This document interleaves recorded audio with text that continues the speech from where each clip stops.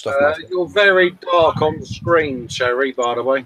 Yeah, I'm always dark. Hi, welcome to Saturday Night Live with Smoo and the crew. Apparently I'm quite dark on screen. Close your curtains, Terry. It's your curtains. Your backlighting. Hi. Ah, yeah. I need the breeze coming in. It's quite warm here. Hi. Hi, everybody.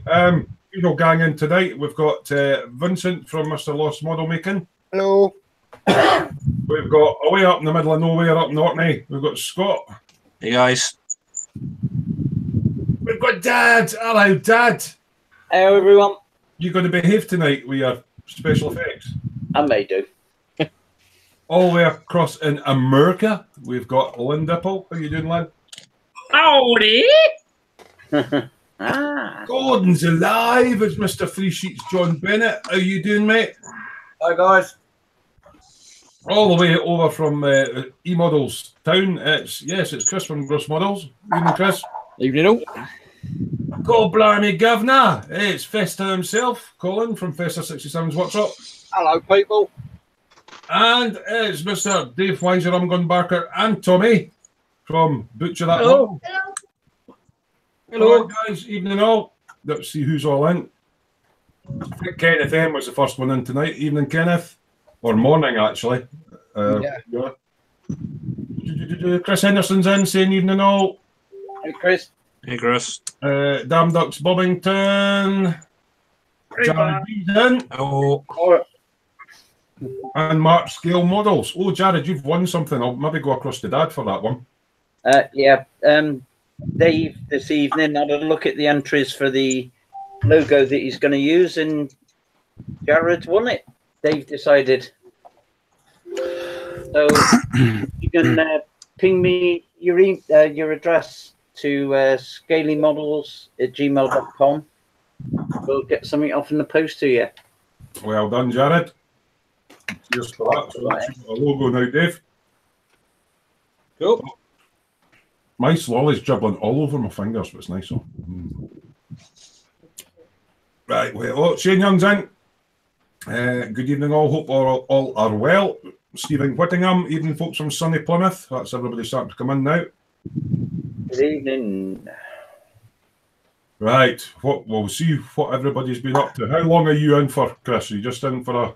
I'm not in all night. No, I'm here for a while, but other things to do. Who will I pick on? Who will I pick on? Let's pick Chris. on. Chris. What you been up to, mate? I believe you've been tugging away. But yeah, I've been. I have a pair of tugs. Oh, They're not finished yet, but they're getting there. There's them. Oh. Not even the video up yet, so you're getting a preview before anything else.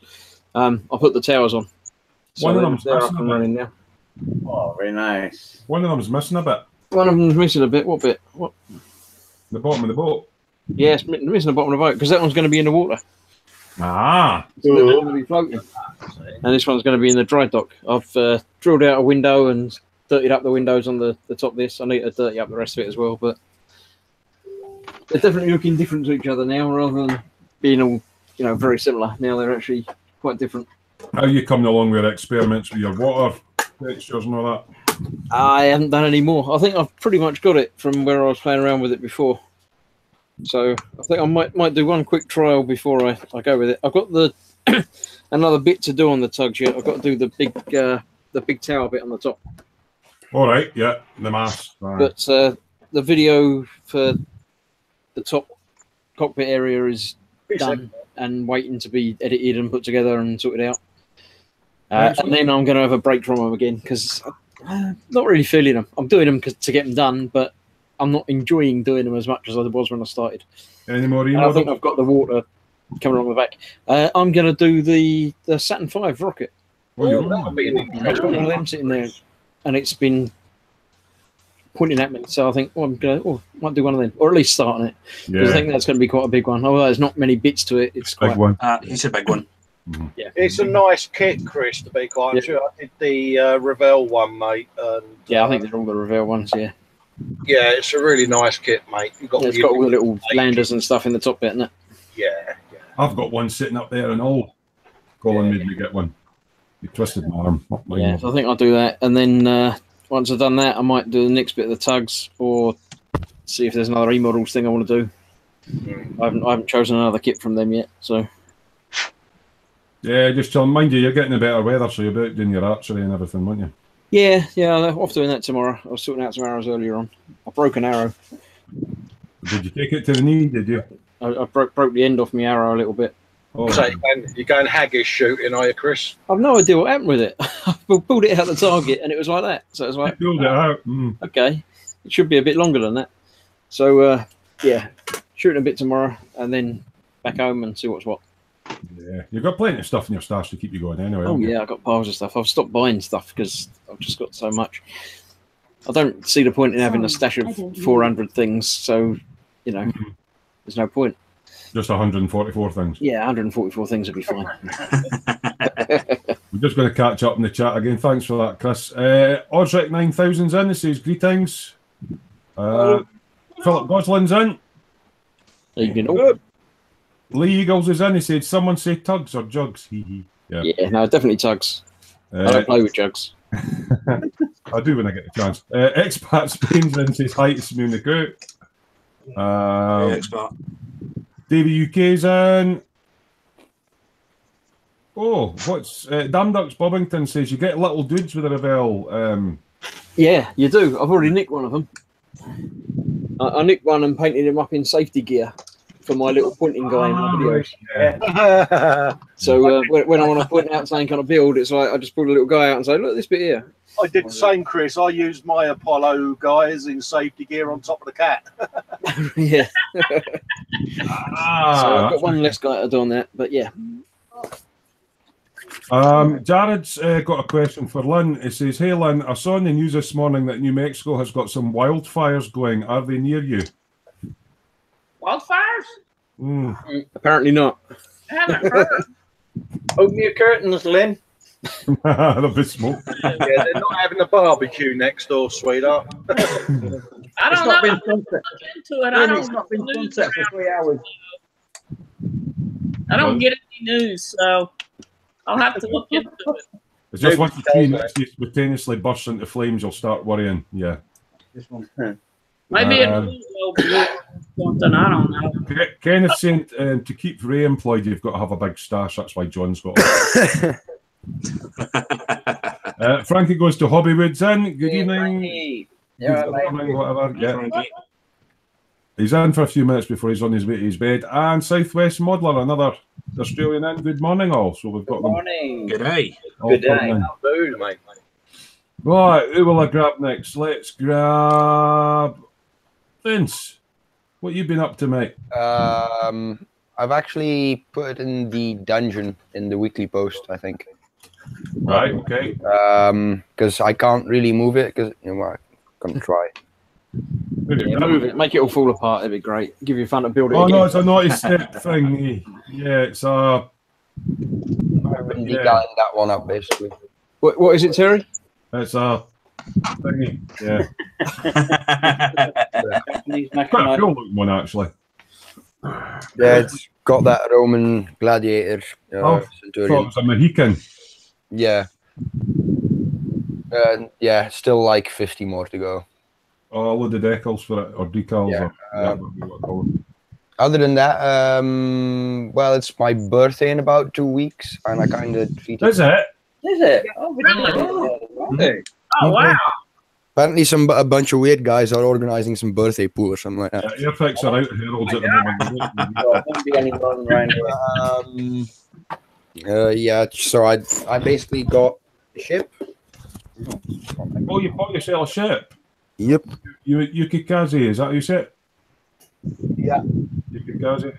Japanese. Oh, wow. Japanese destroyer. Is that a 1-500 or a 1-350. 1-350? Is that a battleship No. or No, it's a destroyer. destroyer? It's not that big, to be fair. Let's see. Open the bag. By the way, Sergeant Bones is in. Hiya, Sergeant. Hey, Sarge. You're going to cut the bottom off, Vince, so as you don't have to paint it like Chris.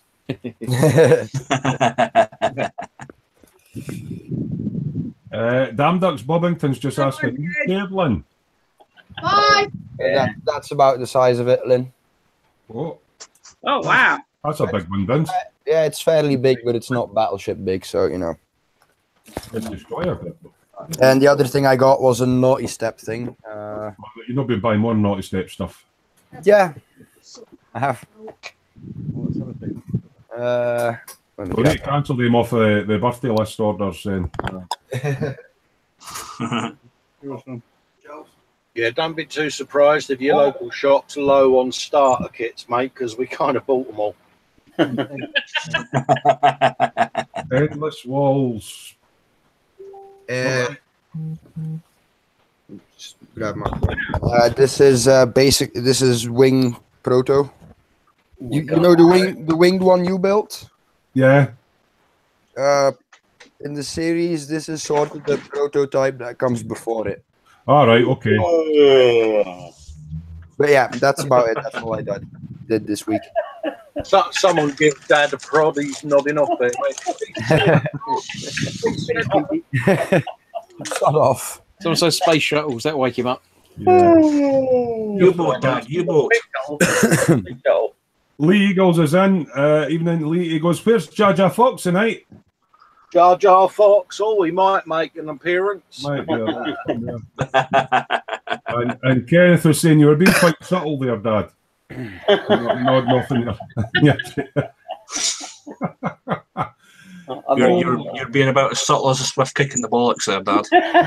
Let's go over and have a little look to see what Tommy's been up to, because I know Tommy's been busy at the bench. Oh, Tommy! All right, you're on Tommy's been telly. really busy. Tommy's been busy. He's done his naughty step that Vincent sent him. Oh, what's all this naughty step stuff? It's good though. 72 thing or whatever, isn't it? Cool stuff. That's his own work. Where's your Bugatti? Bugatti. You come back to open one part. Oh, go on then, hurry up then. So yeah, he's done that, and then we went shopping on Friday. Came home, and it took him 30 minutes to build it. Yeah, that's about the second one. It's just a different colour for his other one, Yeah. He's a bit of a Bugatti Veyron fan. I don't know. He thinks he's going to afford one when he gets older. But If he builds as quick as you, when he gets older, they're going to run out of money in the house for building kits. yeah. This little Tommy's grabbing that. Sergeant Bones is saying, "Oi, Chris of the red shirt, will you survive this episode?" Let's do all like red. There's Tommy back again. There he is. There you go. That's Bugatti Veyron. Wow. Took him 30 minutes to build it. They're fantastic kits, these Airfix quick build The Lego ones. Lego type things. They're great. And the good thing about it is if the kids break it, they just clip back together again. Cool. Brilliant. So breaking. Yeah.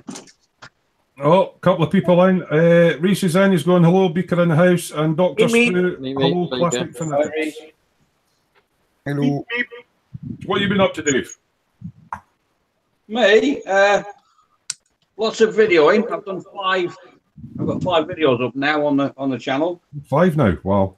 Yeah, It's so 3 or 4. that's a But bit of time to do. And I've been working on my naughty step. It's a naughty house, isn't it?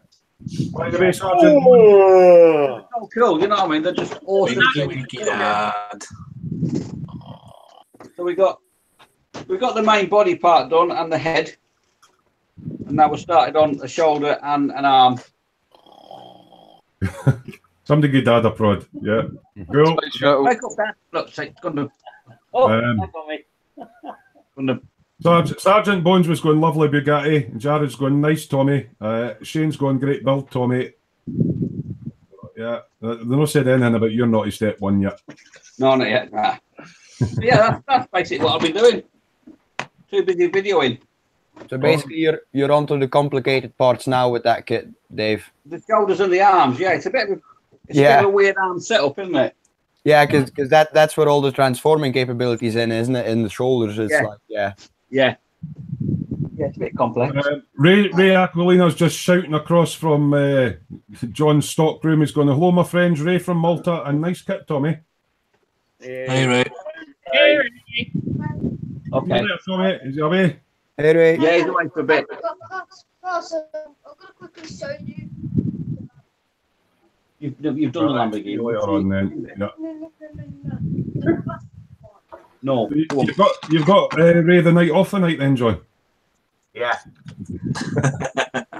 See you guys tomorrow. Right, okay.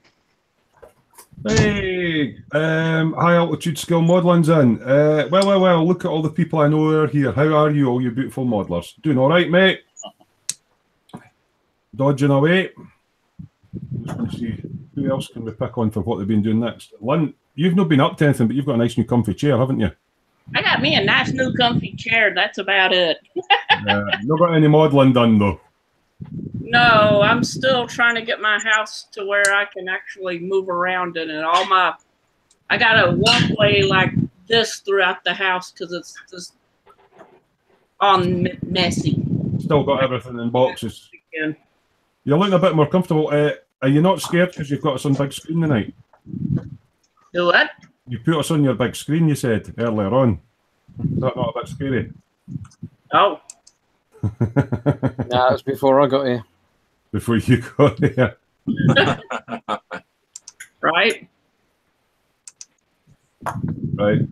Just catch that. Oh, they're all chatting amongst themselves. Yeah, high altitude skill modelling and Challenger and Camaro. That's Brett. Yeah. Posting stuff up in the dungeon. Right, who am I going to pick on now? Dad. Yeah. You've got a rather large box at the back of there, mate. Got a what? Box. The big box. Box. Brett's saying, Lynn, it's nice to see you on camera for a change. Yeah, we've got you in the big thing, Dad. Days. Big box.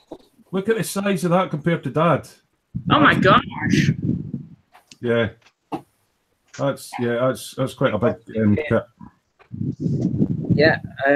Met John down at E-Models on Tuesday and picked that baby up. What else have I been up to? That'll keep you in trouble for 12 months. Yeah, absolutely. Or thereabouts. I might just pass a bit of it down to Dave. You get it done in a couple of days. Sergeant's going, oh, Dad got the sub. Still carrying on with still doing the lifeboat. Yeah. Mm-hmm. Various stages on that. On the Sea King. Yep. And due to the rather nice space shuttle that I got for my birthday off you lot. Is this you're going to get some resin porn out, Daddy? I'm going to get some resin porn out now, yeah. Mm-hmm. You dirty boy. I sent off to California, and got some resin. Oh, the detail on them. Oh, nice. Thruster bells. Thruster bells, three of them. What company does those, Mike? It is Fisher Modelling Pattern. Got a question for you, Dad, for Jared. He's asking, you going to do a video build of that sub on your channel? I could do it. Could be my first one, couldn't it? Mm-hmm. Could be your last one, the size of it. Yeah, one of the year.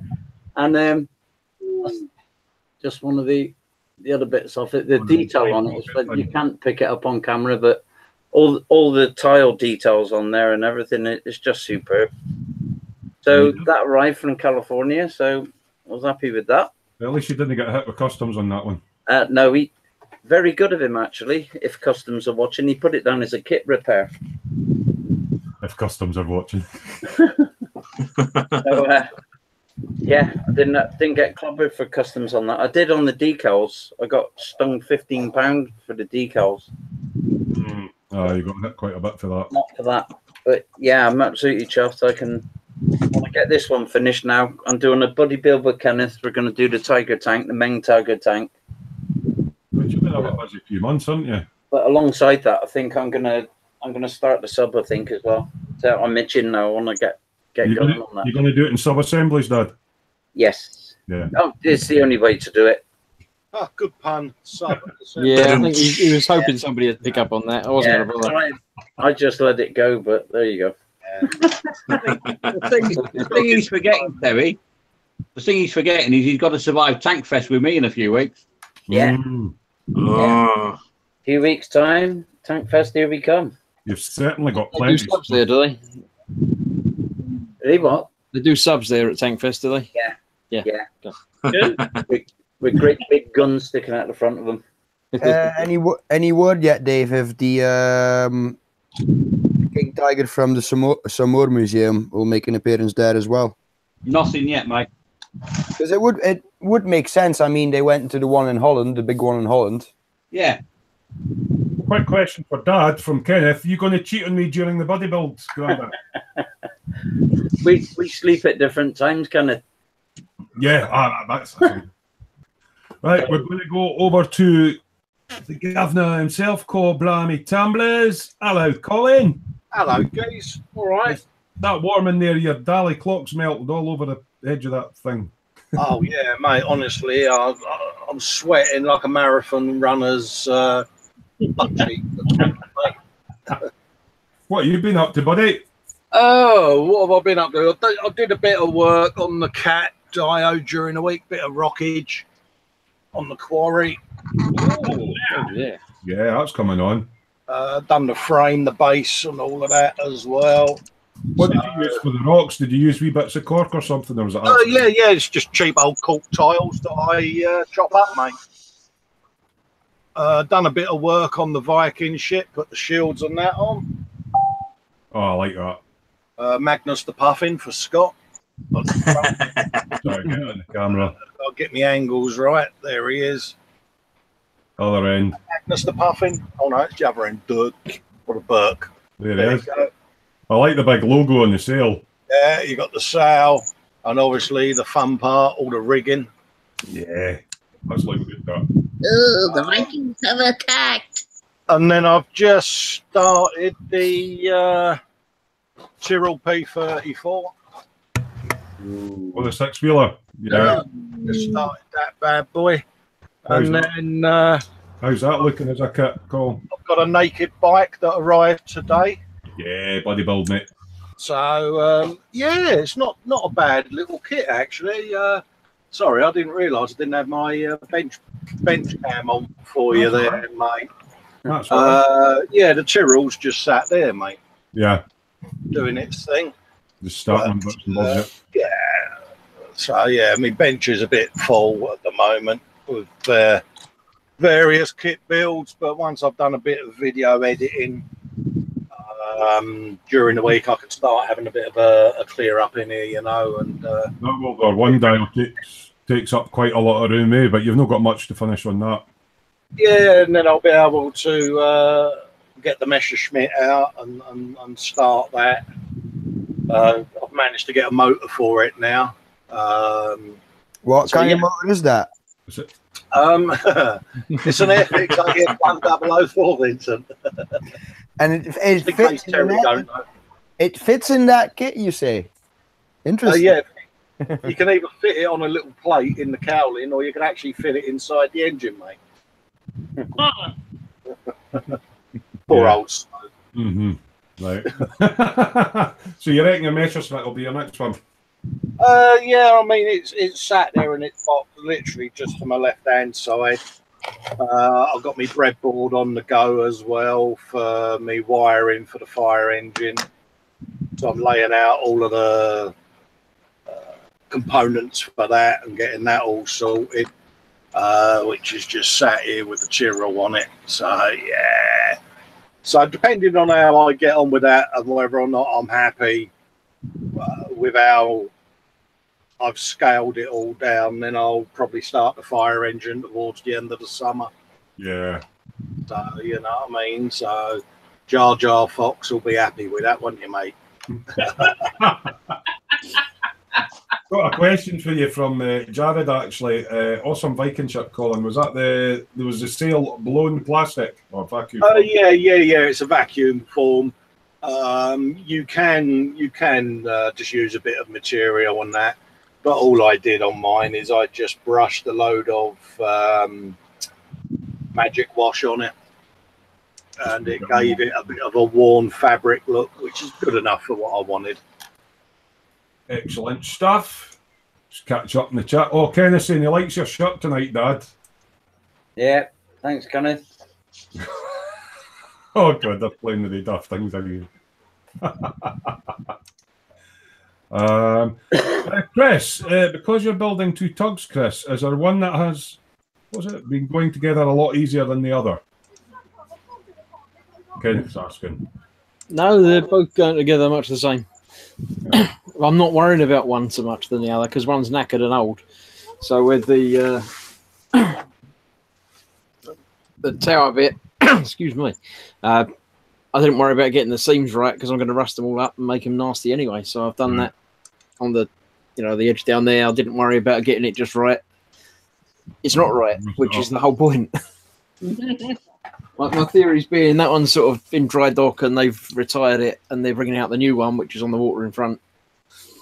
And they've retired it because it's old and knackered. So, So something a bit different about your eyes tonight, Cole. Yeah, they're a bit sore, mate. Are they? Yeah, I've been watching too much TV. Yeah, it's all that gaming I've been doing, mate. Oh, no. Oh, they just popped it. Yeah. Right, who'd I grab next? Swing the mouse round and round. Hiya, Scott. Hello. What's the weather like up there in Orkney? Right now, it is thick fog. Ooh, so the puffins will be hiding then. It was a beautiful day till about an hour and a half ago, and the fog came in. What have you been up to, mate? I have got most of the cab finished for my big diggy thingy. The big Israeli dozer. Is that an Israeli one, is it? Yeah. Yeah. So, starting to put all the mounting points for the cage armour on. A lot of detail on that, yeah. Yeah, and it's got all the bar armour to go around the turret. Has that got quite a high parts count, that kit? Yeah. It's Meng it does that one, isn't it? Yeah, it's a Meng kit. Yeah. So it's like a Tamiya kit, it just falls together, so it's... And I've also started doing the weathering on the other diggy thingy. Your other diggy so thingy. I've got the weathering the bucket. Have you got much hydraulic tubing to go on them, Scott? We know Not so much on this one. There won't be the same volume of Smooisms with this one. Bless you. Yeah, you did enjoy doing that another one, didn't you? I'm being shouted at by my family, so I've got to disappear for a bit. So I'll. Right, Chris, no worries, Chris. Thanks for popping in, buddy. You take care, mate. Take care, mate. Good night, all. Ta-ra, mate. See you later, Chris. By the way, Spidey's in. Hi, crew. Late in. What did I miss? Just generally what everybody's been up to, Spidey. Yeah, you missed our really important, serious modelling discussions there, Spidey, mate. $10,000 giveaway we just had. Yeah, he's been appreciating his glue holder whilst gluing his Revel ATRT together. I've been appreciating some lovely fresh coffee. Tried it, Dad. Is it nice, is it? Oh, yeah. Coffee. Spidey's asking Lynn, is all the laundry done? Oh yeah, I did that yesterday. Yeah, popping back to Scott. Sorry about that, Scott. So is that you pretty much catching up with two builds at the same time then? You're gluing that one together whilst you're weathering the other one? Yeah, pretty much. That's looking really cool. Yeah. Yeah, because this thing's just going to be a monster. It's pretty big. What scale is that? It's 35. Oh, wow. So that's the cab and the hull. We've got the hull together as well, or most of it. All right, yeah. Oh, that's the clickiness. All right, okay, it's a big beastie then. Yeah, and then you've got the big scoop in the front and everything. Yeah. Wow. That's a crap. And the big dozer blade to go on the front. That gives you an idea of the scale, aye. You're getting the feels for that one, Scott, because apparently they're really nice and fall together quite easily. Yeah, go for it, Vince. Really nice kit. That's you know you want to, Vince. Thanks for that wee catch up, Scott. No problem at all. Mike Hornsey's in. He says, hello, 33 viewers. Just to be a reminder, if you're watching this via one of the other links, Click on the wee YouTube icon in the bottom right, and it'll bring into the main YouTube page, and you can sit and chat with us and have a bit of a goof off. Mike's asking Dad, how's the new channel going, Mike? Yeah, it's going. It's not going. It will be going. What's that? For when Dad and I do the bodybuild, I was wondering if anyone has any tips on lining up the rivets correctly, and also getting photo etch parts level with the tank body so they aren't so proud. Here's Kenneth. Yeah, going back to the channel. Yeah, you're not going to answer that one, then. Oh. Yeah, I'm thinking of. It was suggested before in the chat that I do the sub as my first kit, so I think I'll do that. I'll do the sub as. That'll be a good one. Yeah, I'll do that. I'm going to follow in Ted's footsteps with that one, to be honest, because I've watched that over and over that many times now. Yeah. The good thing, he kindly said he would help you out if you got stuck. Yeah. Got his phone number, so I'll pester him. I'll wait until he's moved in properly. But if you need any reference material, I'm always here as well. I'll fire it up for you if you want to. All right, mate. Southwest Modeler says a nice dozer looks great. That's to Scott, obviously. That's Cheers. Right. Dun, dun, dun, dun, dun, dun, dun, dun, dun. It's time for Gordon's Alive. Hello, John. You're all right, How you doing, mate? I'm all right. What you been up to? Cooling off. Apart from winning prizes with your motorbike. Well, this is it. I wasn't going to go out today because it looked like rain, but it cleared up, so I went out and entered my bike, the real thing, the motorbike, and came away with first prize for best adapted. That's a cool looking skull, like. So Yeah. that's my trophy. I like that. That's cool. So I've called him Ahmed. Ahmed. Ahmed. But I've got back from doing down there for the day, and I've been getting on with me YZR. Nice, mate. And finally finished sorting the front brake discs out. Lots of drilling. Yeah, and got the frame and the rear wheel in. I've got fork legs. All starting to clean them up. Yeah. The front wheel in. Kenneth says that's awesome, John. Cheers. Then I've been done a little bit more on the B17. Got some more oils. I'm waiting for that to go off. I've put some oil wash on me Matilda, waiting for that to go off. And I've been finishing one or two others off. So yeah, you're bringing them out. Yeah. Got me the white Vulcan out. That's 1/172nd, isn't it? It's the 172nd scale one. It's the Airfix one. Massive. So, what markings is that one and the white one? it's XM575, the one based at East Midlands Airport. This is in its first colour scheme. Right. And it's 617 Squadron. That's because nice. that's the first squadron the aircraft flew with. Mm-hmm. And I've been finishing off my black book Vulcan as well. Oh, I like that one. Yeah, That's lovely. Yeah. that's nice. But that's all been rescribed. Yeah, you said you were reworking quite a few bits of it because you did it a few years ago. That's just about finished off now. I've just got a few areas to paint. That was all rescribed and seamless engine intakes. Did you know do some work on the Vulcan? Was that not when you pulled the stencils out the other week there? Yeah. Just a quickie, John, whilst you're on, mate. Jared B's asking in chat, how long does it take you to build one of those bikes from start to finish? What, one of these? Yes. About a week. The biggest problem with them is waiting for the paints to go off. It just depends what I'm painting it with. Yeah. Mm-hmm.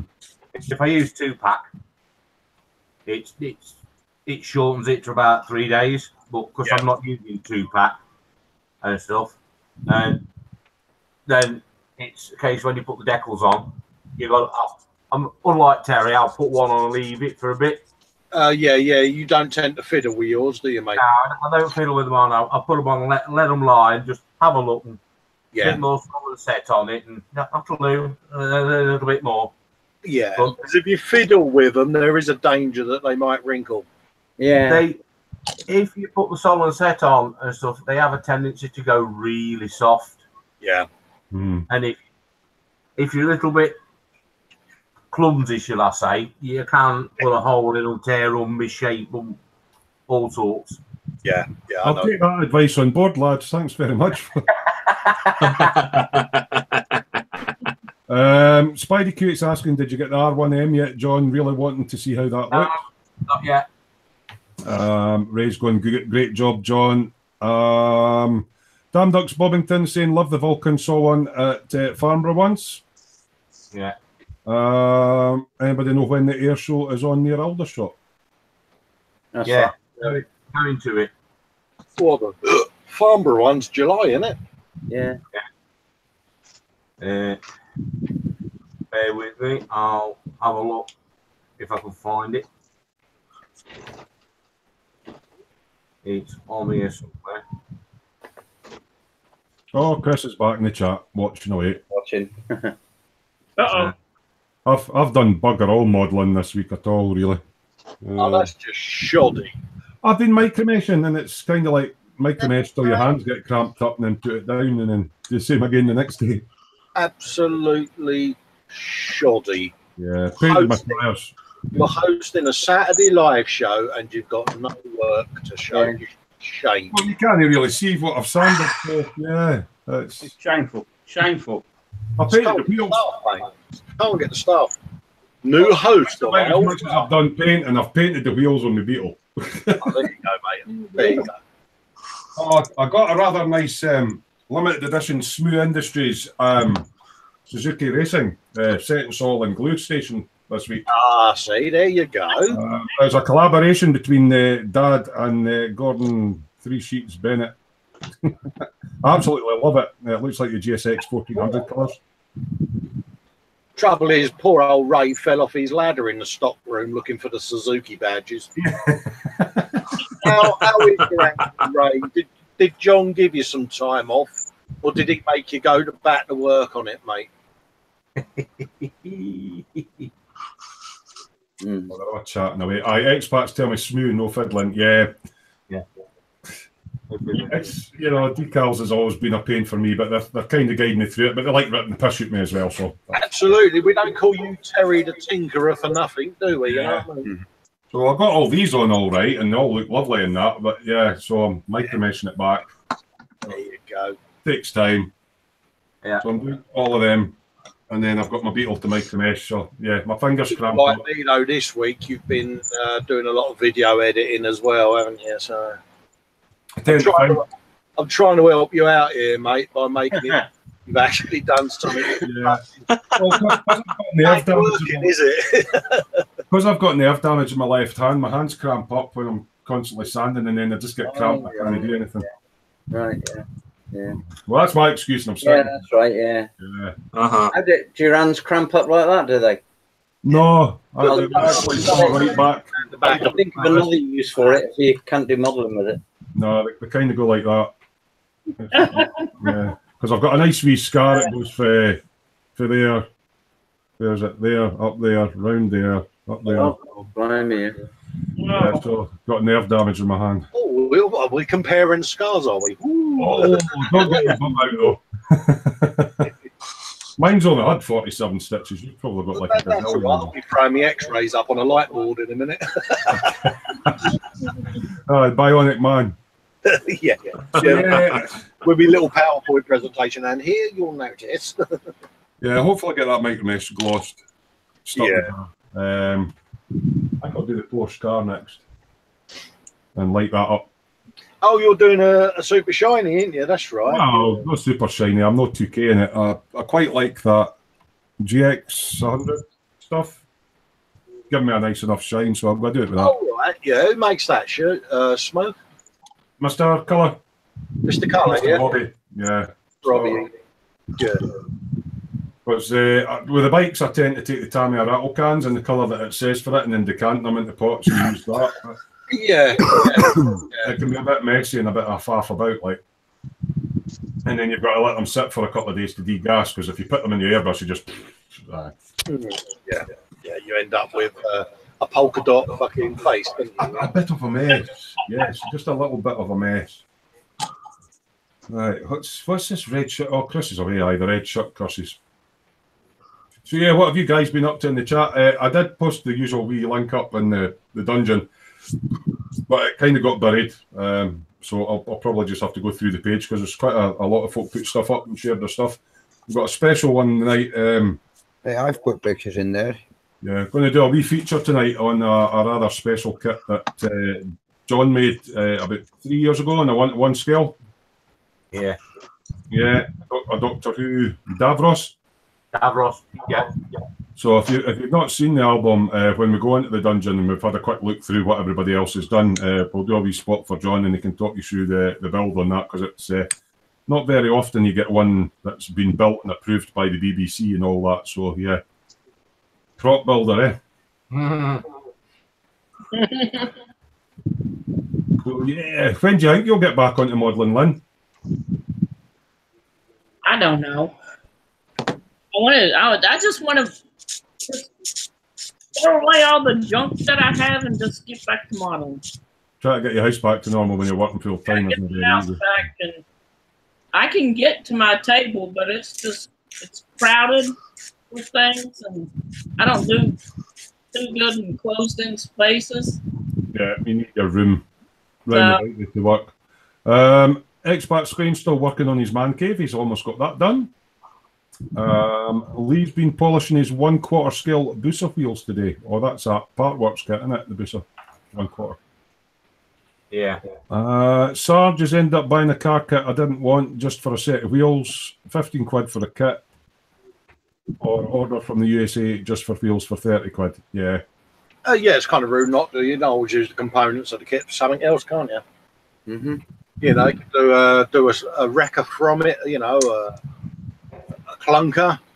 You know, a car that's been left abandoned or whatever. You know, if it's a Corvette, you can always rust it up.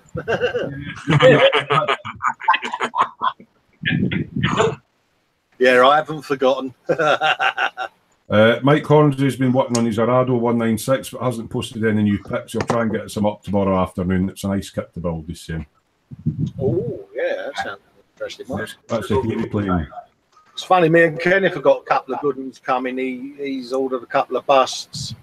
He said busts. So, yeah, we'll probably put some pictures of them up during the week as well, and have a yatter about them next week when they arrive.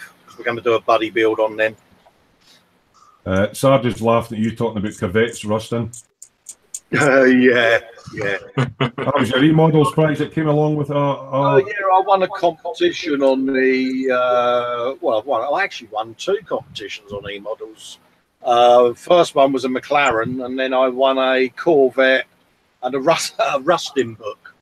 And the irony is obviously the Corvette's a fiberglass body, and Fox has asked me to rust it up to upset the Corvette community, and if I'm asked why it's rusty, I can say it's the metallic paint that's rusted. So. Sarge is laughing at that anyway. Southwest Modeler says he started building his first tank, an M48A3 Patton. Jesus Christ, Eddie. General Patton. Yeah. Did you want to read that one out, Vince, being that you're our deputy armour expert? There are armour experts out there that are more authoritative. M48A3 pattern, yeah. Good man. Because Terry couldn't pronounce it. Vallejo. Aye. Damn Ducks Bobbington's waiting for supplies will come up Monday. He hates waiting for stuff. Yeah, I hate that when you order something like that. Good luck to Ted, by the way, with his move. I hope it went all right for him and everything. And that he puts that bottle with a red cap back in the right place because my OCD won't be able to handle it. Third shelf down, fifth from the end. I know, mate. I've got some decals made by that question that Kenneth just put in there, but I'm not sure who did it. Anyone heard of W. Gardner? Well done, Kenneth. You'll never live that down, mate. It's funny. I always remember Jan pissing himself laughing when you said that. It was funny. One of them moments that we caught on film. Hi, Pip. Hi. Hi, Pat. What's Shane Young saying? Still building the Citroen H van and getting things ready for the bench to go into position. Nearly there. Yeah, that was that cool. Yeah, that looks a good little kit, that does. That wee van, doesn't it? Dave's actually putting the messages away for his dinner. He's got his camera at such a stealth angle that you can't actually see he's sat there. Right? Yeah, you sit off to the side. See, when I'm looking at the little box, Dave, Then he thinks he's being ignored, but it's because no one can see him.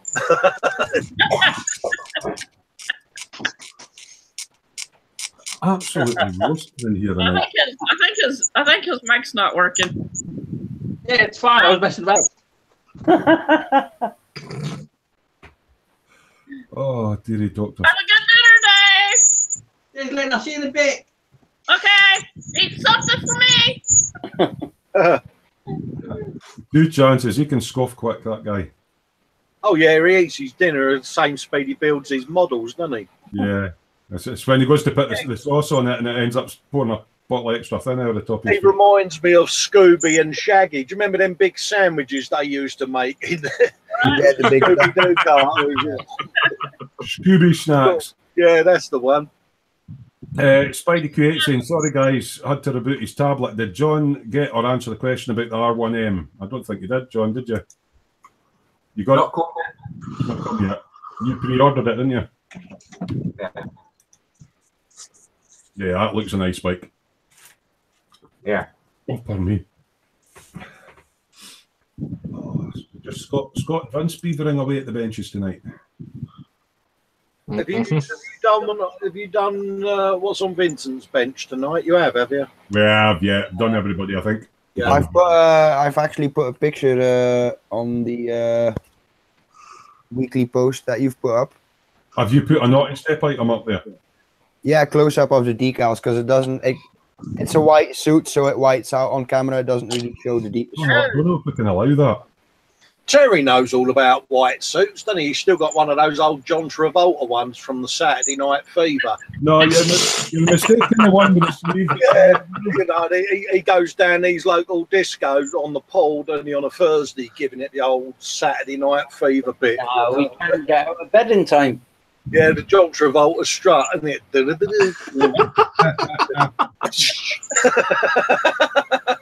not that many of the Bee Gees left to be singing in the background. He walks in and goes, "Hello, ladies, the spoons in the house." And then you find out I'm in the wrong pub and it's do. You can't hear him for the clattering where they're all putting their teeth back in. It sounds like a beach full of crabs.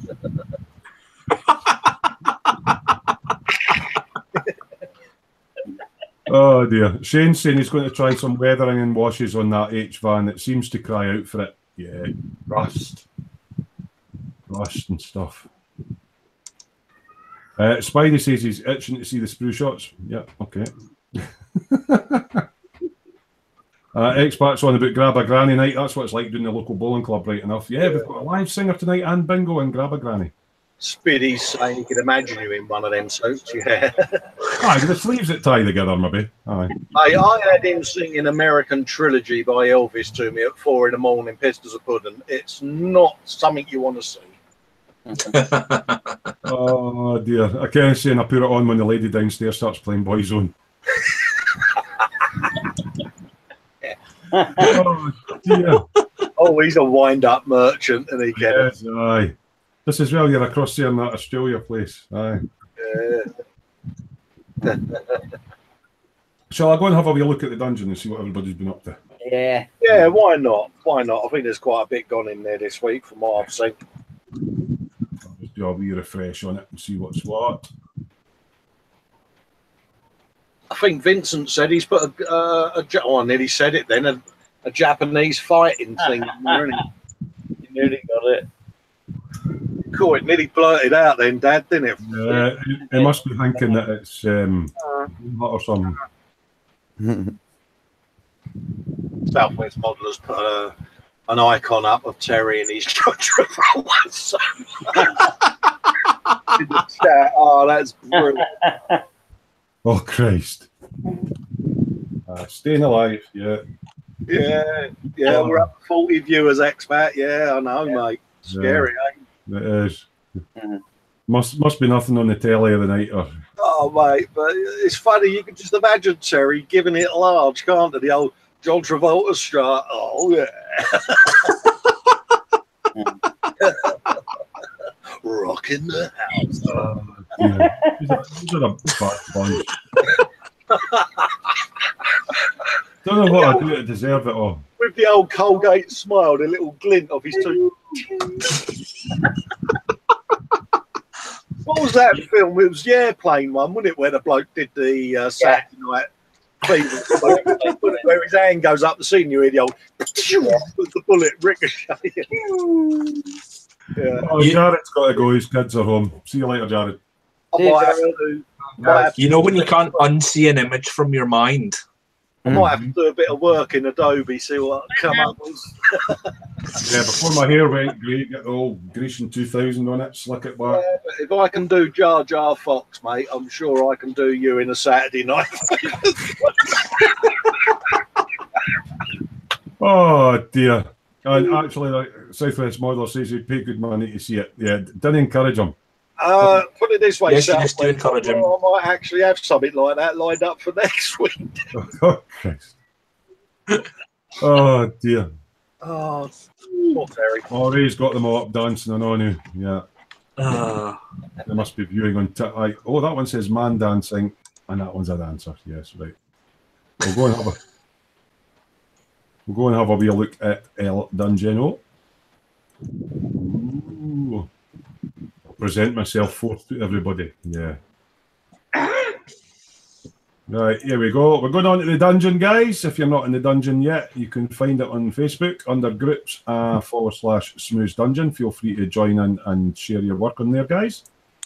So I'm just going to scroll through the page because a lot of folk been adding stuff. So Lee Eagles was on about polishing up the rims on the 1/4 scale Buxa. That must be 2-part resin and something because these have come up lovely. That must be like resin with a metal inlay or something on it, or it could be all metal wheels. Maybe Lee will tell us. That's cracking. That's really nice. Yeah. I'm just trying to see if it's all metal wheels or if it's... Do a Ducati as well. Could be what, sorry? They do a Ducati Palagali as well. So will that be resin with alloy inserts in it, John? I'm not sure. I've not built the iBusa. I don't know what materials they've used on it, but it is like a multimedia type kit. Yeah. So it could well be actually be metal. I'm not too sure. It's going to look absolutely gorgeous, right? Kenneth has been doing some glory shots. This is one of his, or this is the one that he thought was a rat, but it's actually a gargoyle or something. Yeah. So They're actually metal, Terry. The what? The metal? The wheels? Yeah. You Cool. put up the side. So, yeah, Kenneth's been working on all the boils and that on this. Oh wow! Beastie. He thought it was a rat, but it's a gargoyle, and he scratched built a spiky tail and everything for it. So that's him working on his colours for that. Yeah. Oh, here we go.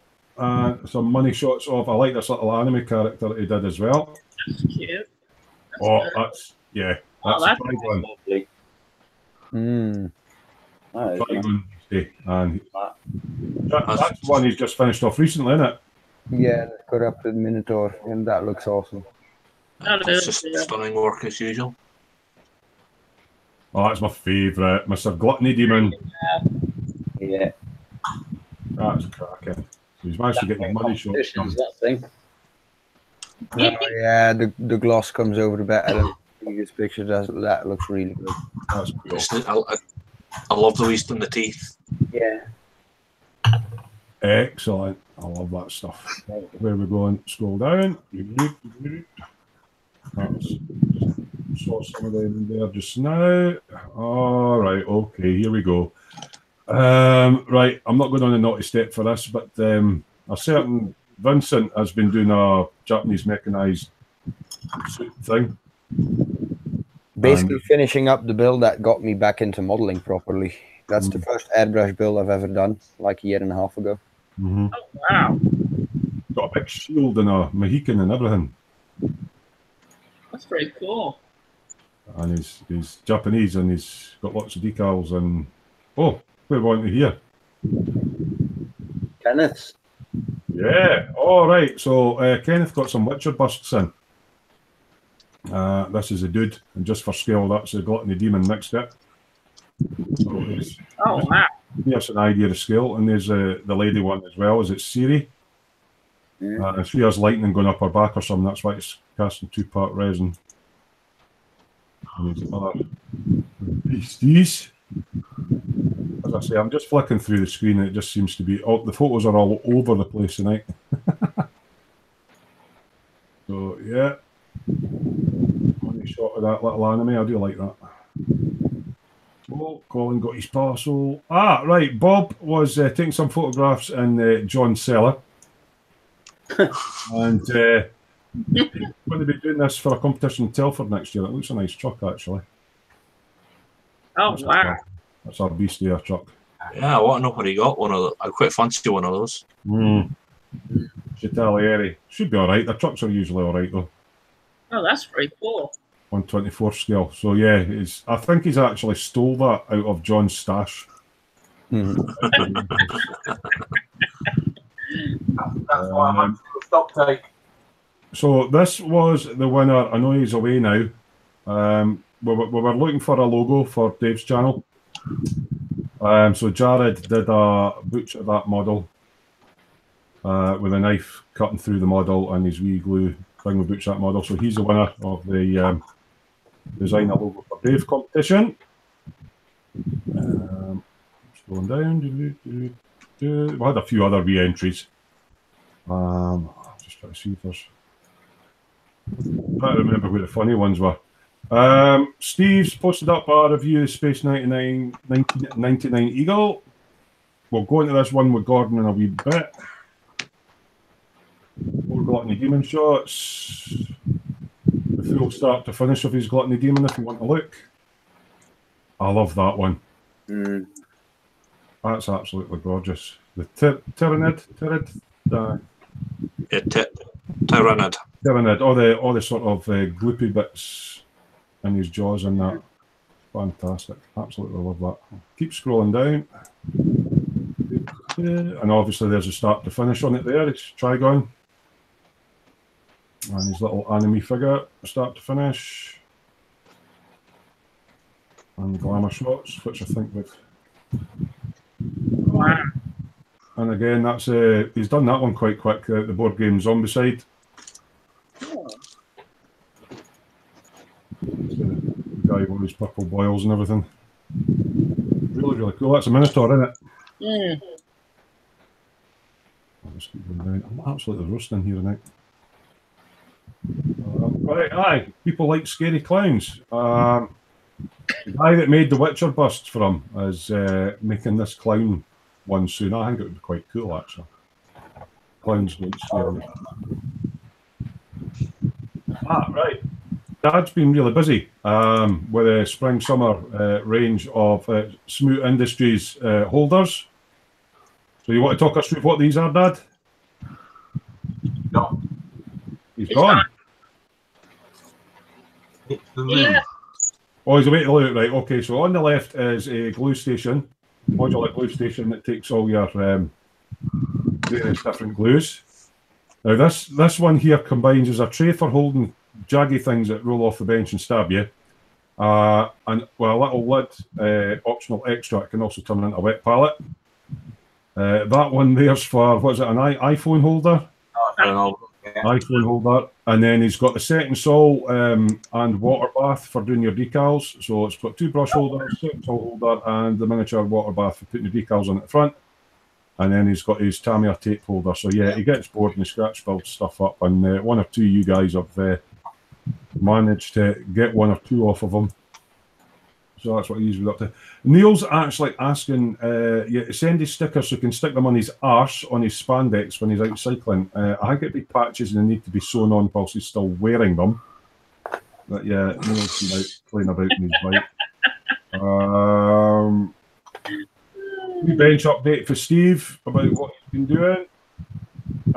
Philip, Ram's car, and his HMS Arc Royal, and his Destroyer's going to try some water effects. His picture frame's not that deep, but he's going to give it a go. It's not something I've tried, so yeah, he's going to try and do water effects and everything on it. So I think that's when you do it. Is it the water line? You take the bottom bit off when you've not got a deep. Yeah, that's the way you're doing it. Yeah. Shane Young, has he added any more to his van? That's what the wee van will look like. Yeah, we were looking at this last week. Has he got any further with it? Don't think he has. No. He's still in the middle of building it all up. But it's going to look like one of these, which has got lots of opportunity for rusting up and everything like that. Definitely needs weathered up. Mouse work. Because I'm going deeper into the page. So I got my stickers for Frankie Goes to Hobbyboot. Thanks for that. I've still not posted mine off yet. Yeah, it's okay. It's on about the bus. Gerald and Siri from the Witcher game. They're absolutely gorgeous, the buses. Brett's posted up a couple of sprue reviews or inbox reviews of Hobby Boss 148 scale aircraft. Absolutely cracking. I'm scrolling down because I know there's more stuff down there. That just gives you an idea of the scale of it. That's his hand in front of it. So he's got a silver sword for slaying beasts, an ordinary sword for slaying humans, and a crossbow, and it's just absolutely gorgeous. Oh wow! Not cheap either, I don't think. Going down. Vehicles is done. It's a wee scooter, but it's totally clipped together. I don't know if that would be worth getting for Tommy. That's just to give your neck muscles a stretch. But yeah, it's just a wee. There it is. There, that's the make of the kit. A Forza, Honda Forza scooter. Oh wow! And seemingly it's all clipped together. Keep going down. There's it. Right, there's Steve now. I love this. He's finished his he's calling it attacked and abandoned. So really he's cool. Cut up a dial. Yeah. Even got a wee stream in it, all the vines and everything. I think that's absolutely cracking. Yeah. There's more on his page, totally scale models of all the dial detail closer up, because there's a lot of detail in there. Like I think there's a wee river in there and stuff that you might not see from some of the photos. Oh, there it is. Yeah. So it's been blown up, rusted and abandoned, and left for all the vegetation and everything to go over the top of it. Yeah. So it's put a lot of attention to detail in there. It's absolutely cracking. I like that. And that's the finished job there. So that's cracking, Steve. Right, let's go down a bit further. There was something else down here. That's another review Brett did. Frank's still playing with his bricks by the looks of it. Paul Sharpland, Laurie and a Belkit Smart 1 Escort. I've looked at this one. This is the one that comes with a big trailer. It's not too expensive. Done a cracking job in it though. He says the decals on it are absolutely enormous, so I would probably be scared of those. Oh god. Especially when we get onto the trailer side shots. Yeah, can you imagine me trying to do those? Yeah. There might be some Smoisms. I'll get there with the decals. It's just to scare me. I absolutely love this. So this is a Belkit's Mark 1 Ford Escort rally car. It's absolutely stunning. Oh wow. I like that. I like that a lot. Beautiful. Yeah. That's a cracking car. Yeah, Belkit's very, very nice. It's nice. Yeah. Much better than the Taglieri one that's on offer at the moment, which, yeah, tons of sync marks and everything in it. So that's what Paul Stratman's been up to. I'm sure there's more down here. Just waiting for this to catch up. That was Sergeant Bones was on about that last week, so I think we've probably right. There's a new person in the group, Clinton Eels. We American. His first post in there. It's 67 Chevelle Pro Street. I quite like the American type funny cars with a big fat tyre on the back and the V8 sticking out. That's nice. They've done a nice job with the blue and everything, and the flames going up the side. Yeah, I like the sort of American funny car type muscly car. So he's done a lovely job on that. I think there's another one or two still go on to. That was the mod. That was the entry. My pal Kat, right? Not strictly model making related, but it was a sketch that she was working on. A different one. There it is. That's a sketch that she's actually drawn herself. She's into anime and stuff like that. So she likes her animes and sketching. Clinton's got himself a Westland Sea King and a truck. Right, we're going to come up to. Is John ready for his wee spiel on this? Because you'll need to talk us through it all when I get to it. Yeah. Your 1-to-1 scale Davros. Just scrolling up for it, mate.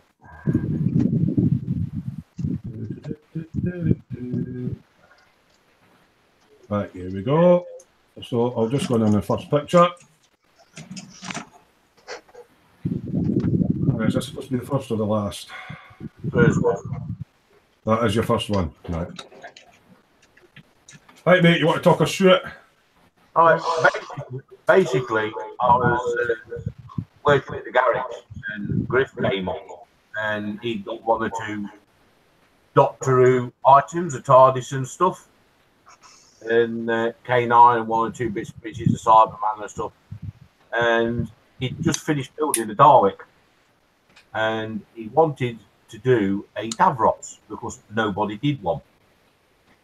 And he said, "Do you reckon you could do one?" I says, "Well, we'll give it a go, see how it goes." And basically what we did, we got a fiberglass base, Dalek base. You know the picture, so you tell me when to flip through then. Basically the base is fiberglass, like a fiberglass skirt, right? That is building it up in sections because they're all different angles. Yeah. So I had to make everything out of cardboard first and then transfer that to paper. That was test fitting bits together and stuff. That's it all fastened together and a layer of filler put on it to make it all nice and smooth. That's it in primer and starting to build the back piece up because I had to build it in two pieces, the back piece and the front piece, because it was so big and heavy. So we started building the back piece up, then started to put the back piece up, the arms that come out on the side, because there's all different angles on it, so it was quite hard. That's it in its rough form when it was all put together and filler in it and stuff. It had to have 338 put on it, which is what that one is. Yeah. It's sanding it all down and finish it off nice and smooth. That's it in 2K silver. Yeah, metallic one. Yeah. A silvery aluminium.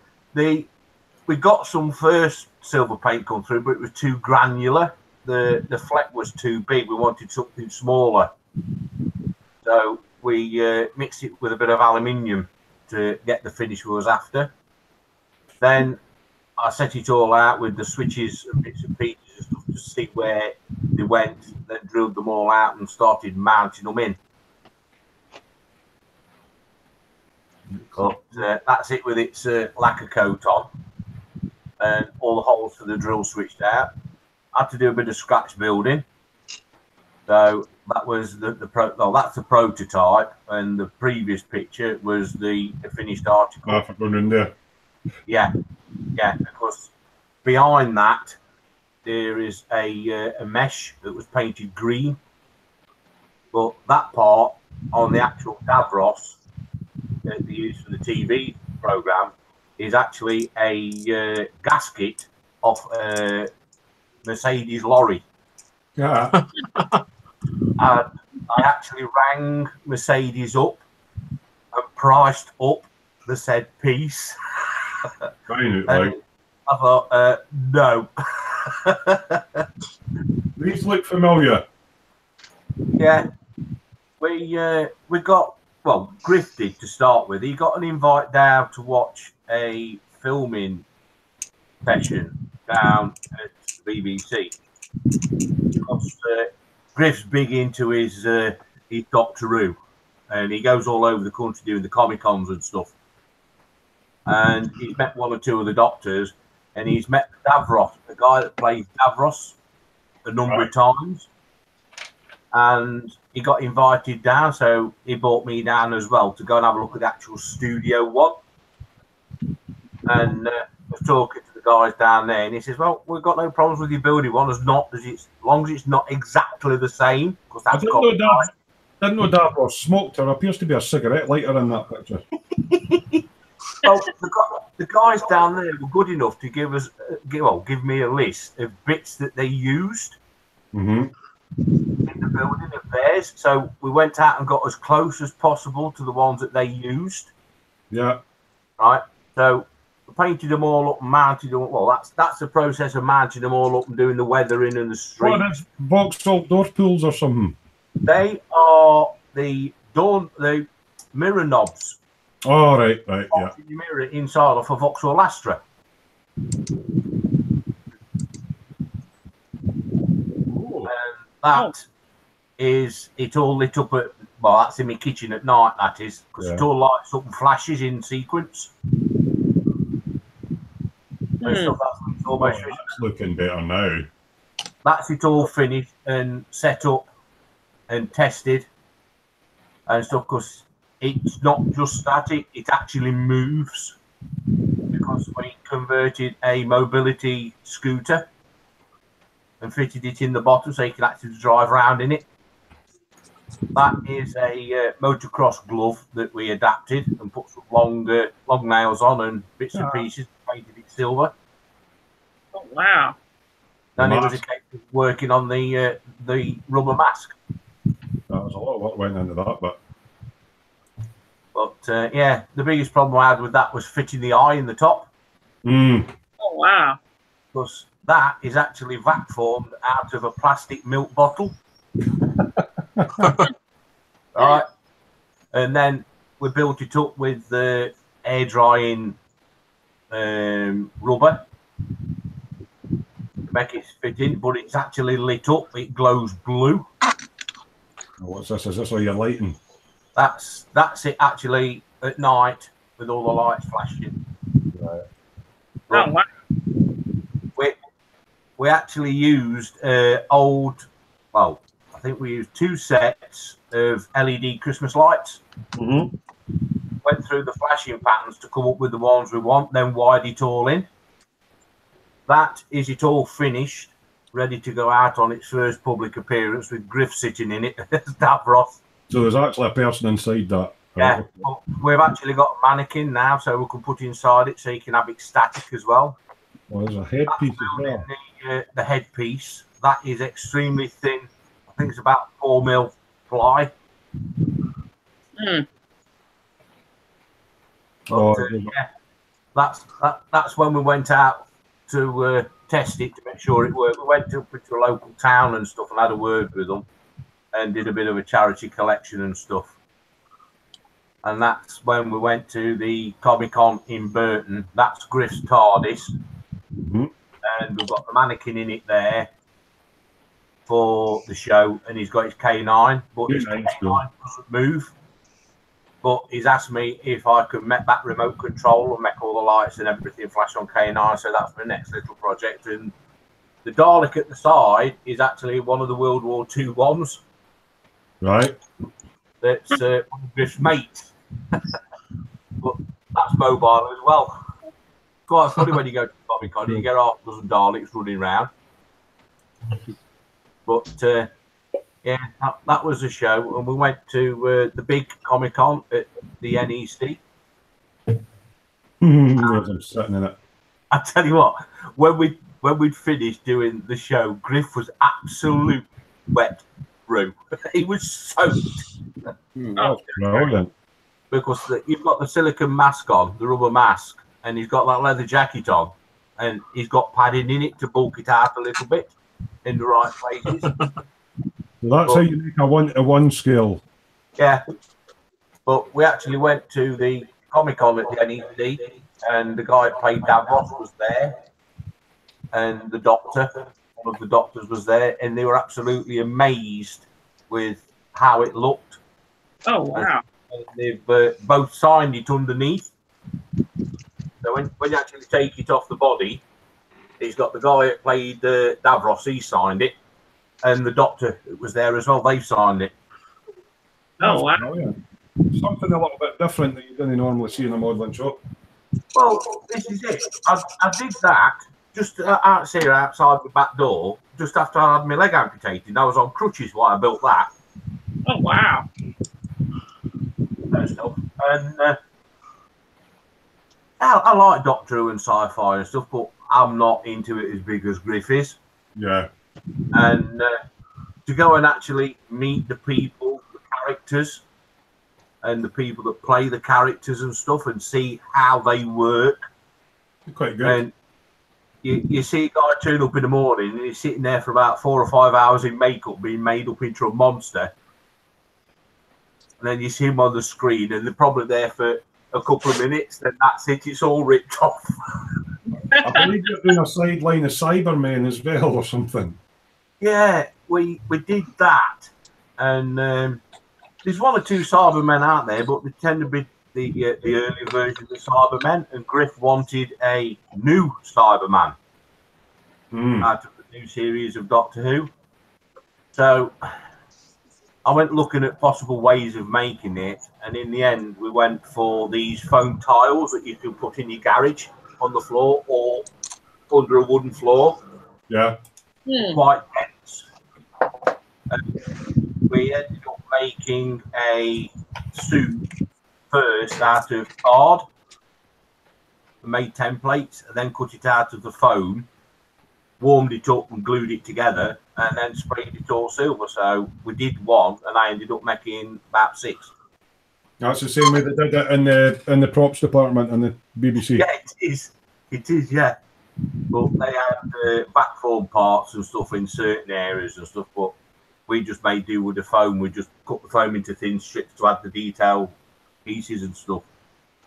But, That's really cool. Yeah. I've had enough of Cybermen at the minute. So I believe you had to contact our IT department to get those photos back because your phone was broken. Yeah. From I had a phone, and not long after they were all taken, because there's loads on there, and I accidentally knocked it off my wheelie bin, and it flipped off the wheelie bin, bounced on the floor, and landed in a puddle. Oh, no. Oh, dear. So it cracked the screen and would work, but I left it for ages. And we had a late night session brainstorming, trying to figure out how we could do it, and with the help of Colin and 1 or 2 other guys and stuff, I managed to get the photos off the phone and download it onto my computer. So cheers, guys. That's all right, mate. That's what we're in for. Yeah. Oh, Tommy and Dave's back for their tea. What he's up to now? Still doing naughty step stuff? No, I'm just Tommy is. I'm on the Sea King now. Yeah. Oh, you're doing the Sea King. Same one that Dad's doing. Pardon? The same one that Dad's doing. Yeah. I think that's the longest I've seen Tommy at the bench for a while, actually.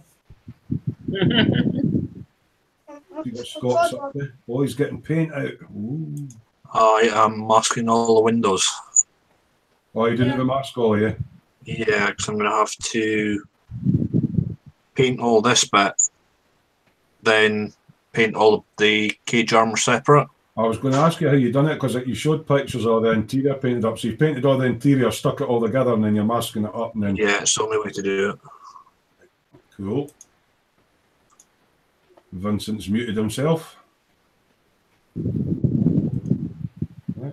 Yeah, I had popped down for something to nibble. Something to nibble. Cool, blimey, missus. Matron. So has anybody in the chat ever asked you been made to make like studio props or something like that? I know a lot of guys are taking like the Star Wars 1-to-1 scale sort of toy guns and that and painting them up. And you can. There's one or two garage firms out there that make blasters, Star Trek tricorders, intercoms, and all that sort of stuff. Ah, because Fox has got the one for Space 1999, the com thing. It was one, isn't it? Yeah. But you go to some of the Comic Cons and stuff, and you see the cosplayers out there and stuff, and a lot of them spend a lot of time and hell of a lot of money on recreating their specific suit. And the best one I've seen up to now was some of the stuff out of Halo. Oh, the Halo stuff's popular, isn't it? Yeah. Yeah, is it Master Chief and that sort of stuff. Right. There's a couple of talented guys. There's one in Belgium that I know of. There's a couple in England as well who's made their own Space Marine suits. Yeah. So you've got that. You've got that disproportioned human being walking around in a suit, and what they're doing is using those the springy stelts. Yeah. That you tie to your feet. They're using that to increase their stature. Yeah. Huh. Yeah. Similar to that. Somebody did a full Imperial Fists Terminator that was something else. Then his missus did Sisters of Battle to go along with it. It was pretty impressive seeing the two of them together. Dave? Yeah, I was going to say the one I saw was that was really impressive was the guy that did the super power armor from the Fallout games. Yeah. Now talking about what one-to-one stuff, droid. Well, yeah, full scale. Yeah, I'm saying, talking about people doing one-to-one stuff, droid builders are insane. Droid? Right, yeah, guys who do R4s, R2s, the moving BB-8s. I see them every year at our convention I go to, and it always amazes me. Kenneth is saying, oh, somebody drop out there. What? I thought somebody dropped out. Kenneth said they made a one-to-one scale cake once, but it didn't last long enough to take any photographs. If you want to look at somebody, go to Tested with Adam Savage. Oh, yeah. They're brilliant. He does real good stuff too. Yeah. I watched that the piece he did on the new Thunderbird series and stuff, where they still use models and digital as well, and that was amazing. Yeah, it's a combination of CGI and models, isn't it? Yeah, CGI and models and stuff as well. That was amazing to watch that. Yeah. Program. Oh, John, you might want to tell your buddy that he can go look at the Mercury or the Apollo suit that Adam built. He has the little water cool suit. I don't know if he built that himself or not, so I don't know if that would help him out or not. We've actually gone, well, I haven't. Brisbane actually purchased one of them suits, like you say. It's like a vest that's got pipes running through it. You run cold water through to keep him cool. Could do with that, right? See those digital watches, so John, are they designed so you didn't get cheesy orange all over your fingers? What? The digital watches you were on about. Never mind, I'll get my coat. Yeah, I would, mate. Start the car. So, guys in chat, what have you been up to? Any questions? Any model making questions or questions of dubious natures? Oh, Neil crawls in. Hey, Neil. Neil was looking for stickers for his backside, for his spandex. We're thinking more of getting your patches, mate, and sewing them on manually while you're still wearing them. I believe Dave and Tommy got some for Neil today. Yeah. Perfect attire for the warmth that we've got just now. But yeah, cracking hat. Oh, Canada. Yeah. I mentioned Canada. Neil said he's into that. I mentioned Canada, Fox will end up popping in. We've not seen much from Jar Jar Fox tonight, have we? Cole? No, he usually pops in, doesn't he? Yeah, he usually pops in to go, hello, Jar Jar Fox. It's the fear of the Jar Jar Fox. Oh. Yeah, I'd just like to lull you all into a full sense of security. That's what it is. Right. So And it could be that I might be up to something. you might be up to something. So Scott, Something tells me there's not much might about that, Colin. when Colin gets that sort of blank expression on his face, he's on another screen creating naughty stuff. Yeah. Pretty much. So Scott, any thoughts on your YouTube channel yet? I know you were having problems with software and that. Are you any closer to getting something started up with that, mate? Not yet. No. It's just finding time at the moment, really. Try to get Dad going as well. Definitely, I think that sub Dad would be good. He's maybe gone to Joburg. Oh, God. Johannesburg. That just popped up on my screen there. Yeah, it pops up now. It's the chat bubble that comes up, for the private. Yeah. All right. Pops up above the head. Johnny Blythe's going, morning from Brisbane. I was going to say hello a bit earlier, but I was in awe of that Dafros build. So there you go, John. Yeah, it's a nice build, isn't it? Yeah.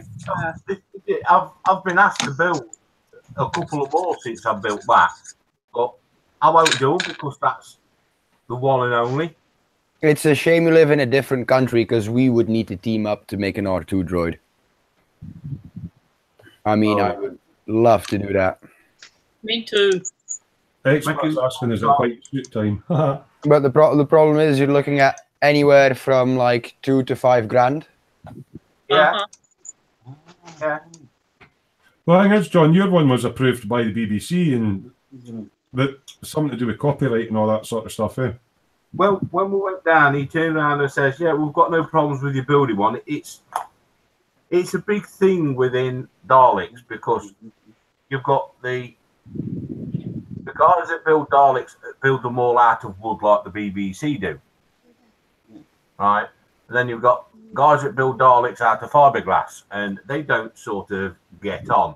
Right?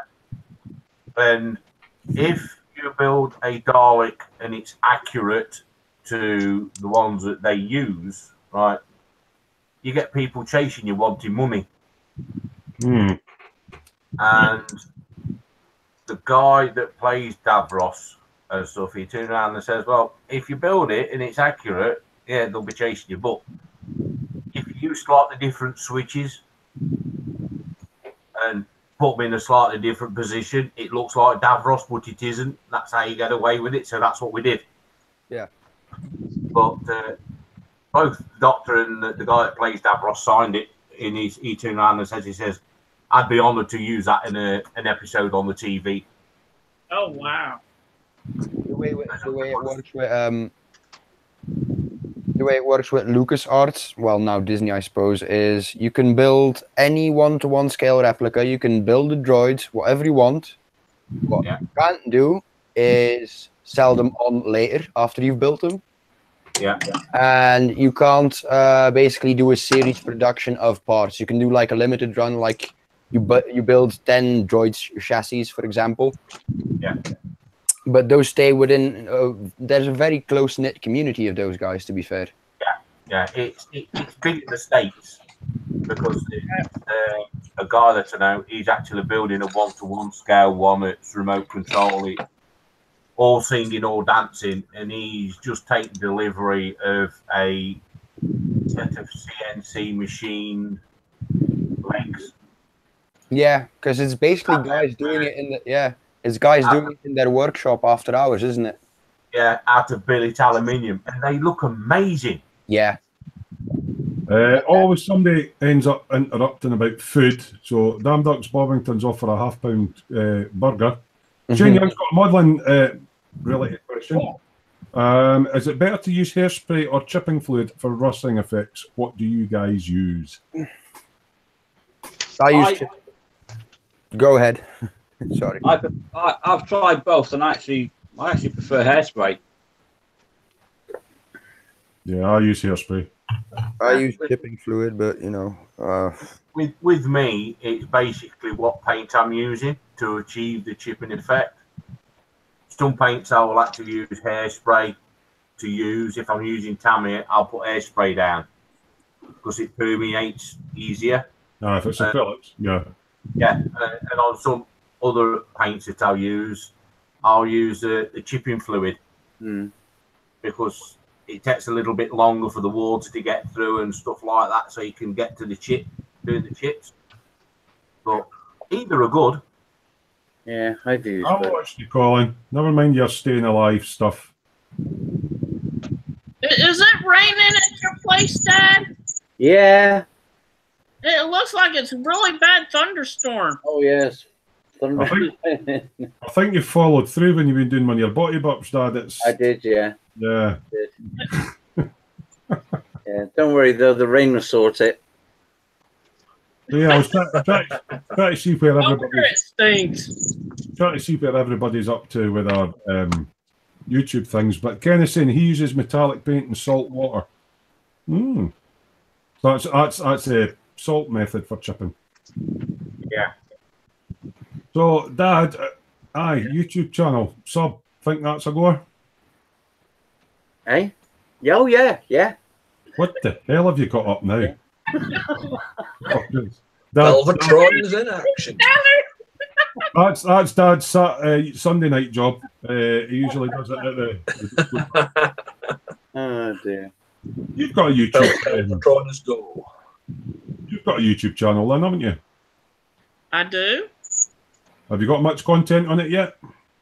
I got a couple of things on it. I got a couple of builds, but I had to take leave for a while since my last job would not let me work on anything. And I haven't been back doing anything on it since I can't model. But I do have some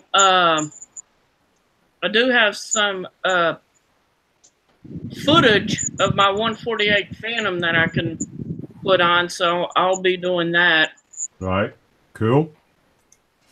So we're going to try and get John doing a channel.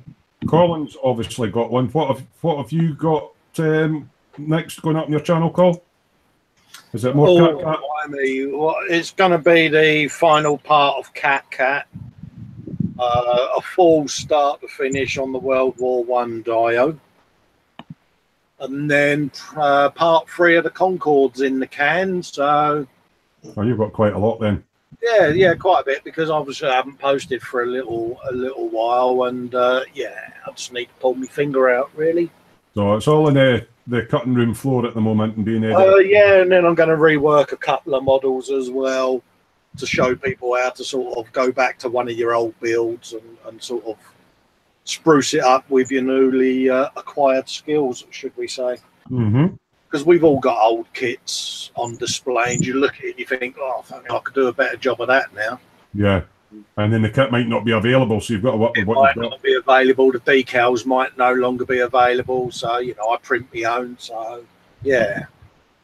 So there's little bits of that I'm going to do. And then probably my next big build after that will be the BF 109. I'll do that in a step-by-step. And then the fire engine really is one I want to get into. So I suppose I better start that.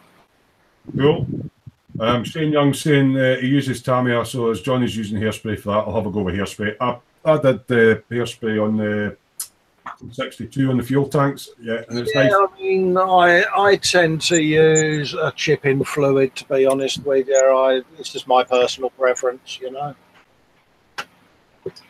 Does the job what I want it to do. So, talking about YouTube channels, Dave, yours is relatively new. What videos have you got up in there so far? I know you're doing a build on is it a Provis? Yeah, the Jet Provis, the T4 one. Let me just stick this on for Tommy. There you go, son. Right, yeah. Once I've done the Provost, I've got a plan to do something a bit different.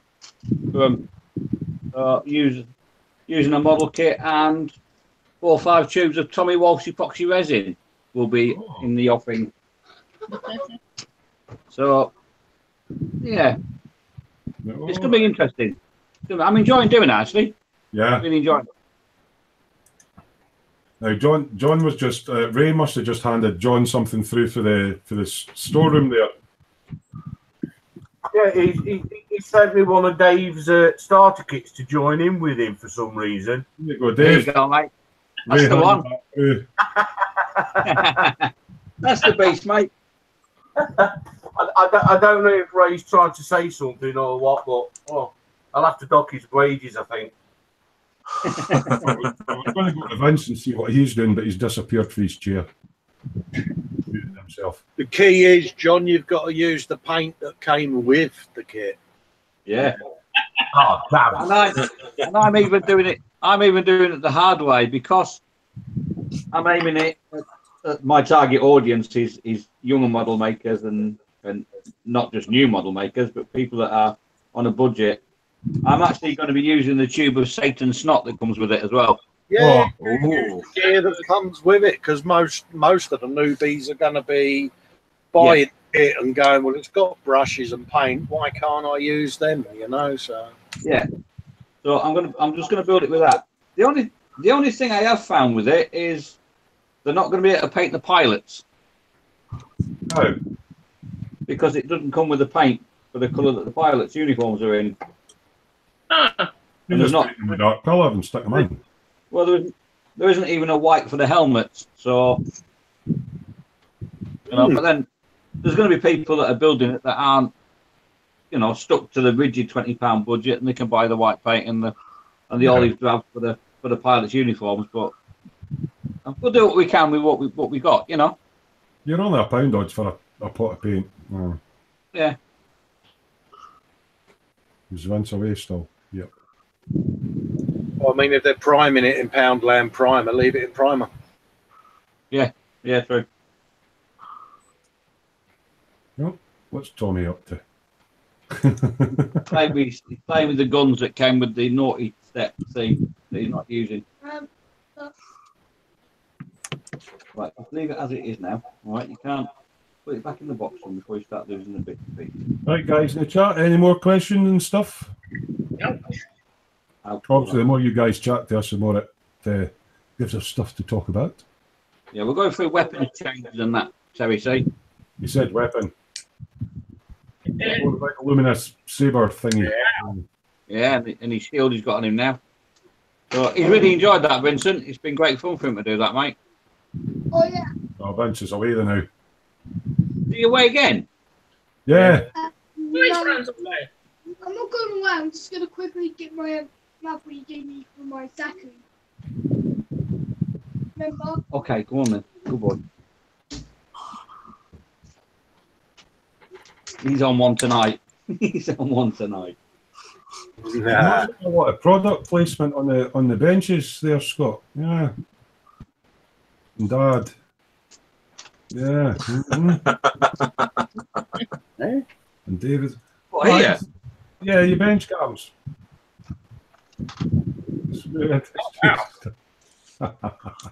Don't get product placement here, mate. There's none of that shenanigans here, you know.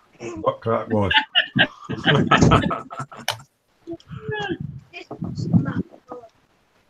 Oh, the base. Base. Was that what he's got his put his beastie on? Oh, yeah. There you Yeah, go. see? Dial. Oh, wow.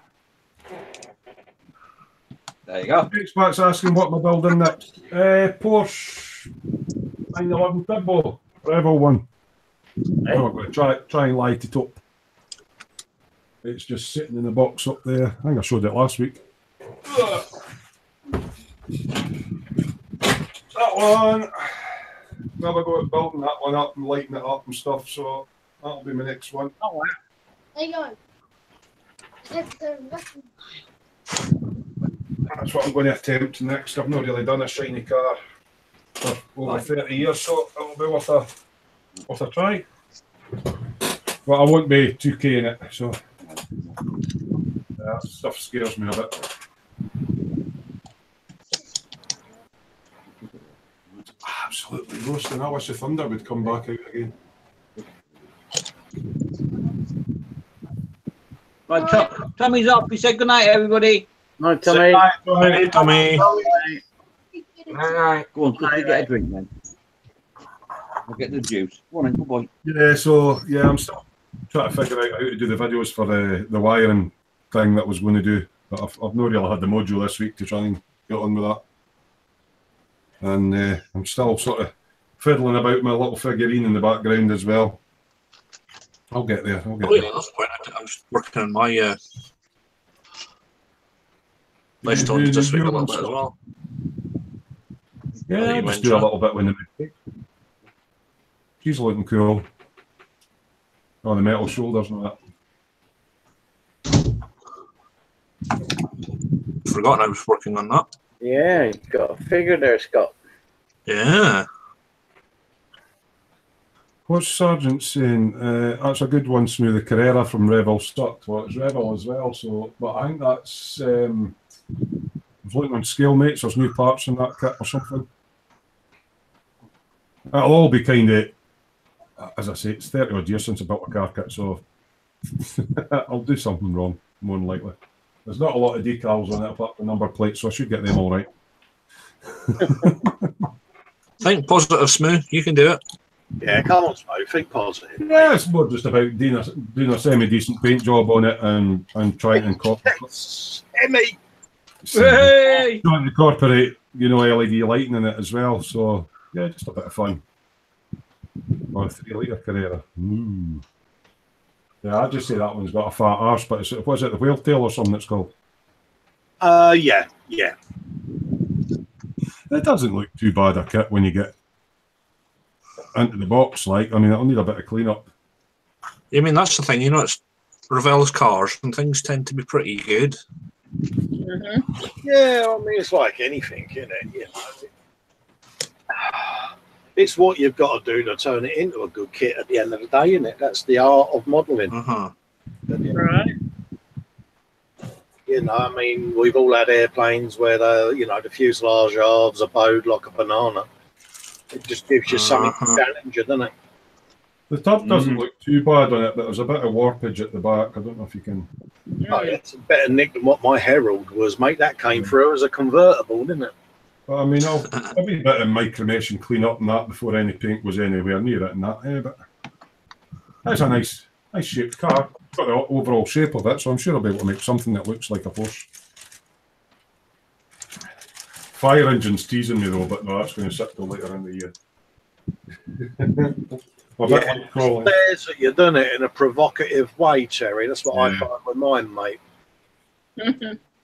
I've got that Sea King to do as well.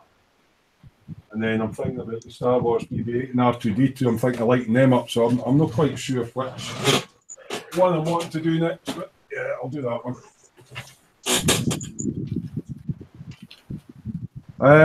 Sergeant Bones is on about the Rebel decals from Rebel Germany are pretty good. Sometimes cartograph. All the new ones are cartograph on the Rebel kit. Made in Italy, is it? Made in Italy, cartograph. Yes. I think so, yeah. I thought somebody dropped out there, or John's dropped out. Sergeant saying, Colin, I turned a 3-litre into a Need for Speed racer, but the body was not symmetrical in the kit. Tyres were 2-par. Nice. Oh, yeah. You got any pictures of that, Sarge, that you can whop up in the dungeon, mate? Was there no one that Dave built that the tyres weren't even wide enough for the rims or something? Weird one. What's Neil Crawl up to? I'm up a tree on my Olympic rings. He said rings. Take care, everyone, and have a great night. Great seeing all of you in your work. Cool. Yeah, Monday going Neil. Later, Neil. Later now. Right now. Oh, Shane Young's got the bell kits Opal Manta to do. He's decided to build a couple of more kits to get experience. Yeah, the bell kit ones are quite intense if you haven't done them before, but you'll be all right, mate. Just break it down into manageable sections, mate, and take your time. A bit more work than your shaking the box Tamiya stuff. Just wish someone out there had built a kit of a Monza, because that's what I drive as my day-to-day car, is a 3-litre straight 6 Opel Monza. And I'd love to get a model kit of it. But how much modding would you have to do on the Manta to make it? Oh, a hell of a lot, mate. A hell of a lot. Yeah, it's totally different. I'll post a pickup of the kit, so we'll get a look at that later. That's the one that will go on the dungeon. Yeah, I didn't really do cars. It's just the fact of something for lighting up and demoing lighting up a kit. Yeah, it's like anything in it. There are times, though, I find this where you get LED'd and dioramaed to death, and you sort of think, do you know something? I just want a quick, simple kit that I can put together. No lipstick, no mascara, no sort of bells and whistles, just a bog standard build, you know. A tank. Yeah, you know, and that's kind of why I'm doing the Tyrrell at the moment. You know, it's just a bare bones F1 kit, you know, but already I'm thinking it would look nice on a Mirabeau diorama. That's where they're doing the little figurines is quite good, because you're no real, you're just painting them, you know. Absolutely, mate. Absolutely. Sorry, I had sneaked out for dinners. Oh, you sneaked out. You're always sneaking out. Shane's going, that'd be really cool, Colin. What kit would that be? The Monza. Yeah, it's one of those. The nearest I've seen to it was a Pontiac Monza, and it was a drag racer. And I looked at it, and the angles of the body shell and that were right, but it was more of a drag funny car version, and it was as near as damn it as I'd seen on a body shell. So I could probably kit bash it into something else, but one of them. I will find one. If not, I'll have to modify a Manta, but it takes some doing. I was trying to see if Dave was still there. I was sitting off. Yeah, Xbox saying you used to have a die-cast Monza. Yeah, I've got a die-cast one sat above me monitor where I'm sat now. Just get it down for you. There you go. Oh, right. It's quite a different shape, isn't it? Yeah, so it's quite a different shape from a Manta. You know, but yeah. 80s cars. Oh, yeah. You know, and that's got a 3-litre 6-pot that purrs away quite nicely at me.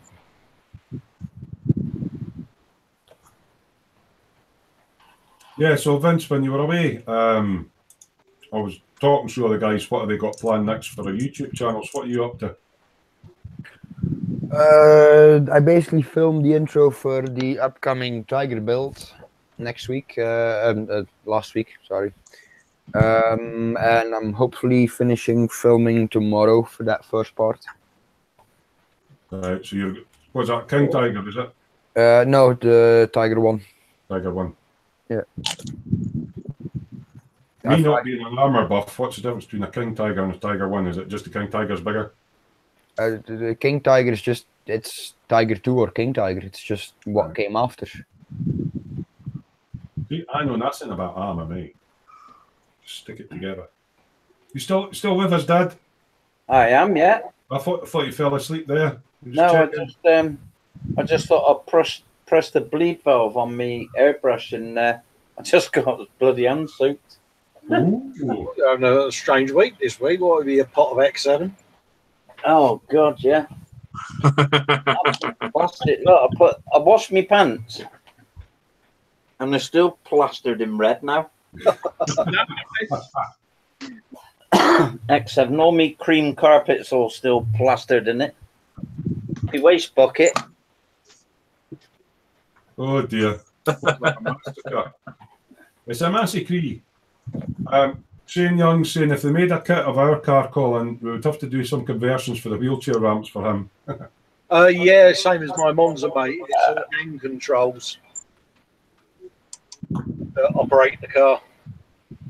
Lee Eagles is asking, what's your channel called, Vince? Mr. Lots model making. I'll just comment in the chat. Mr. Low.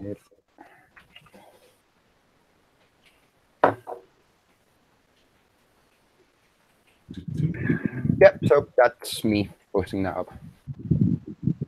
I just click on his name. Yep. Sorted. Any of you guys in the chat got your own channels and stuff, or do any video builds, or? So there is a thing on the dungeon where they can add their YouTube channels on a file. So we can all sub to each other then, and everyone gets their sub count up, don't they? Damn Ducks Bobbington wants to build himself a sub, not as big as Dad's one, just a 172. Any ideas? Yes, build that one, mate. Yeah, got that little Revell one there. Yeah. 144. It depends if he's after the same one as Mike's There's a one. smaller one. Yeah. You have to get the other one, right? Because There is a smaller one. There's the Airfix starter kit one, which is a 1400, and it's the one as Das Boot, U7. Yeah, so is the the Revel one can be built like that as well. This the Type 7 that they have. Yeah, bung at some LEDs in it, light it up. Which one's that, Colin? Oh, that's the Revell 144. Oh, okay. What scale is your big one, Dad? Is it 148? 148. Is it? I thought it was 135th. No, 148. 148. That's big enough. 4'6". Spidey saying he knows a channel with an excellent vintage coffee making tutorial. Yes, that would be with Chormley Warmler, or whatever his name is. Chumley. Oh, Warner. Mr. Chumley, Warner, and Grayson, wasn't it?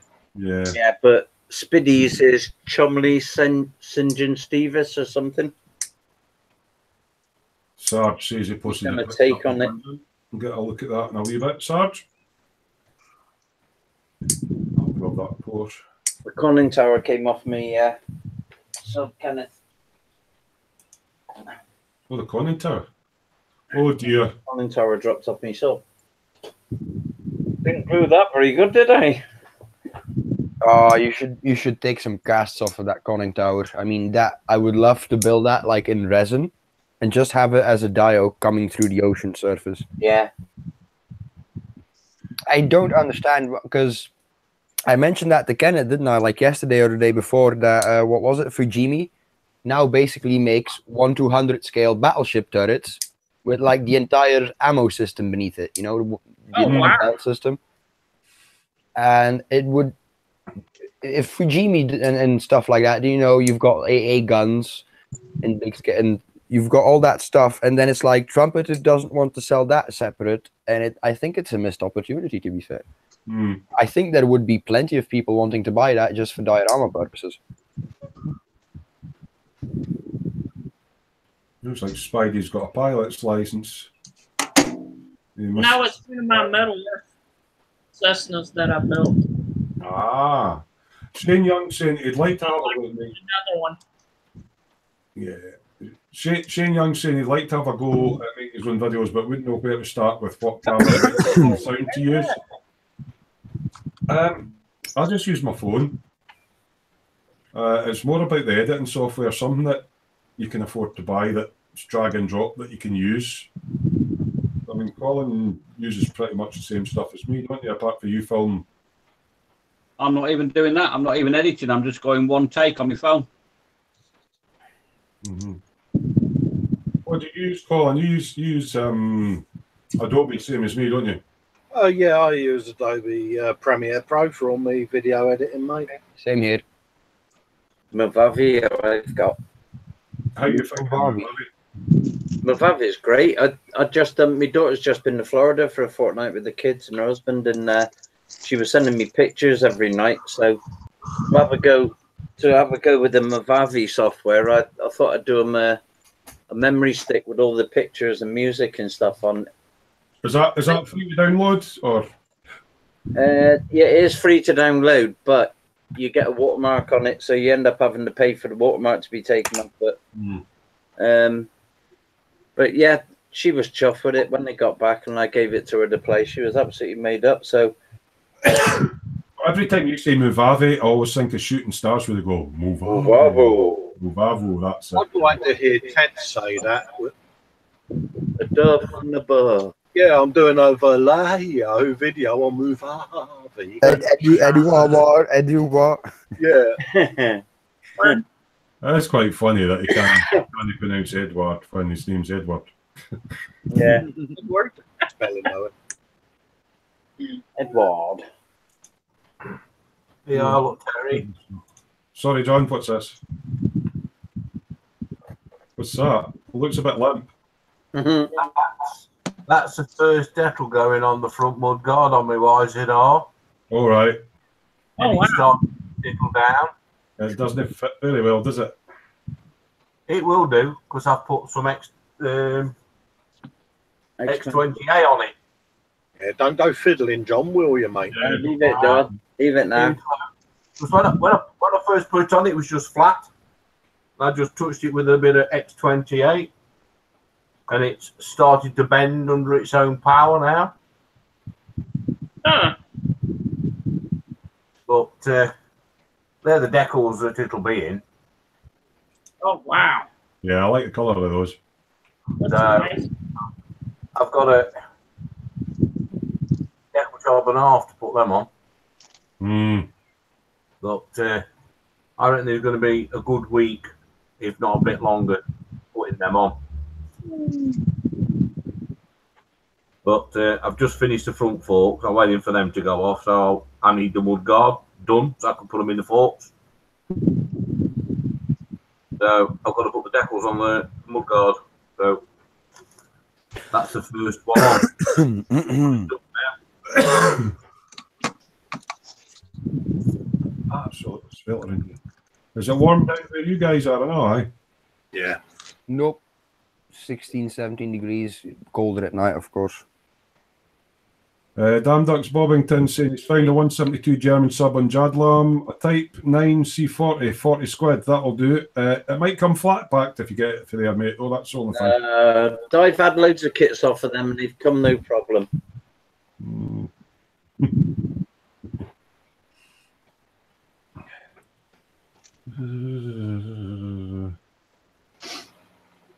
All right, Spidey's on about flying. Experts asking, do you use warm water, John? Yeah. The thing is, if the water's too warm, it can release the decal a bit quick and crack.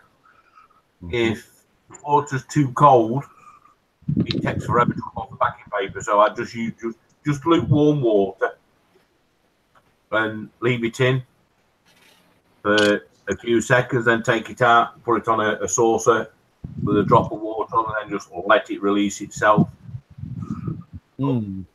That's starting to settle down nicely, that is. I'll leave it for about another half hour, and then I'll put a bit more X20 on it. It's been nice to settle for the end of the show. Do you not use set and sol then? You just go straight on with X20A? It depends. Because these decals are a bit thick, I put that on it, and it didn't do anything. So, little paintbrush, just a drop, and it's going already. I don't know if you can see it at the back where it's starting to stick. Yeah. So what I do with that, I just leave it for a bit longer. And I just put another drop on it and just work it down the mud guard and out to the sides, because the mud guard's curved that way and it also curves sideways as well. So you've got a compound curve. So it's just starting to go down. Curves, doesn't it? Yeah. Yeah, that's the same bike. I had a major hassle with the standard Tamiya decals that you have to send me another sheet out, the red ones. Yeah, it's the same kit you've got. But because the kit's built, I'm just going to have to rip all the decals off and start again. Well, that's the kit, and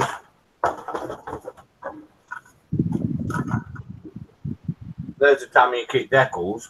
Yeah, and they are a nightmare to go on. But the thing is, I've already got this kit built with them markings on up there. So I picked this up from underneath the table at a model show. So I weren't too fussed about them because I'd already got them. That's how I end up with a lot of spare decals. What's this? Sarge flies his car on the Autobahn. Yeah, he does. I used to fly my Jag on the Autobahn as well. Never been on the Autobahn. That'd be fun on a bike, I think. Yeah. Yeah. Is Autobahn a toll road? No. No. No, it's certain sections. I mean, when I was out there, it was mostly no speed limit. And I had a 4.2 Jag at the time. And I was taking my mate to Dusseldorf Airport. And I was cruising along at 70 in the outside lane. And this Merc came up behind, flashing his lights at me to move over. So I put my foot down. Got up to 130 mile an hour, and the Merc still flashing his lights at me behind to move over. I gently moved over, and he just took off. God knows what unmarked on the back he was. Yeah. Could they get away with that in the UK? No. I think the German driving tests are a lot stricter as well than the UK one. But they used to, the police as well used to have cardboard cutouts on the motorway bridges and what have you. So from distance, you couldn't tell whether it was a real one or not. I don't know if they still use them now either, but yeah. You get up close and you go, bloody hell's a cardboard cutout of that. Foot down again. Yeah, good days then. Belting up and down the Autobahn. Gefahren off the Autobahn. Kenneth M saying Australia needs Autobahn. Yeah. Everybody needs Autobahns. Imagine sitting on an Autobahn in Australia and then all of a sudden a kangaroo jumps across the road, boom, car's written off. Everybody's making coffees and everything. Yeah, got mine there. I haven't got a 32 ounce one though, Lynn. I've only got a 12. Yeah. Expat's saying he'd have to drive his car. Expat's saying he'd have to drive his car off a cliff to get to 120 miles. I think Vince would have to do that with his monkey bike and all, wouldn't you, mate?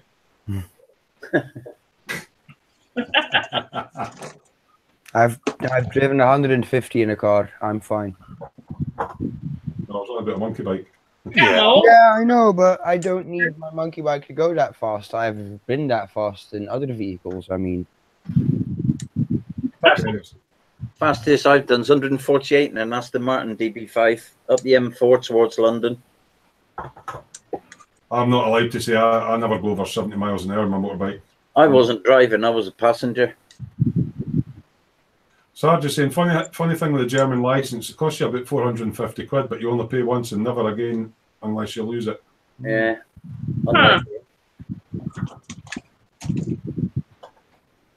The biggest con going here now, these photograph licenses, because you have to update them every now and again, cost 20 quid a throw. I just had to do mine. Yeah, my new license turned up yesterday. Hey, you got it, Dave. Well done. Yeah, it turned up yesterday, mate. Yeah, because I had a paper license, but it didn't cost me anything because it was a change of address. Oh yeah. But I still had to change it for a photo thing. So I'll need to check mine because it's about 10 years ago I passed my bike test and went for paper onto the photo card. Yeah, you're probably driving without a license, Terrier. Check your expiry date on it. Fire, mate. Someone only told me about it, and mine was due to expire about 2 weeks after they told me. Oh, so you guys don't automatically get a letter when your license is about to expire? No. Oh wow! I did. I got a letter telling me it was. Did you? Yeah.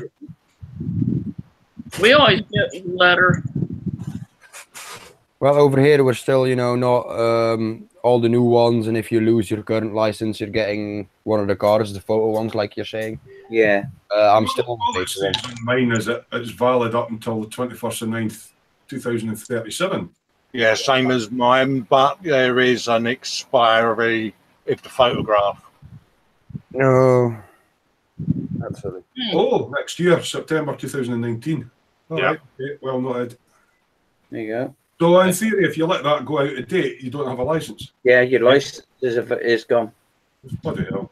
Really? Yeah.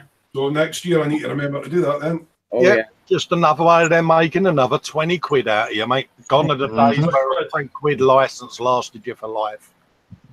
If it's anything like Scott says, though, he got a letter to tell him, but I never got one. Christ. Well, if I hadn't got the letter, I'd probably completely forgot about it. Yeah. Yeah, I've been some silly speeds on a motorbike, but I'm not going to say them live on the air, just in case. Mate, what was it last year? I got a letter. I got a letter because of my previous. I've always obeyed every speed limit in my Opel Monza. Yeah. Because I'm a good law-abiding citizen. The first car I ever drove was a Peugeot 607, the big ones. You said big one. With the 2.2 liter diesel in it. Well, that's an interesting roll-up you've got there. Right.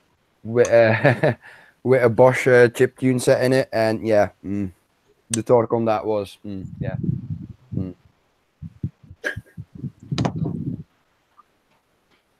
But the thing is, driving that fast in a car like that, like driving 120 miles an hour, it doesn't feel all that fast.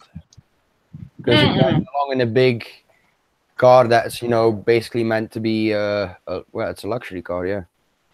You feel it on a naked bike, mate, because your neck muscles are doing it. Yeah. When you're my height. Southwest Modeler says in Australia they've always had the photo license. What's it like in America, Lynn? Is it photo licenses across there? Well, it's just the driver's license. Our photo never expires. Ah, but has it got a photo on it?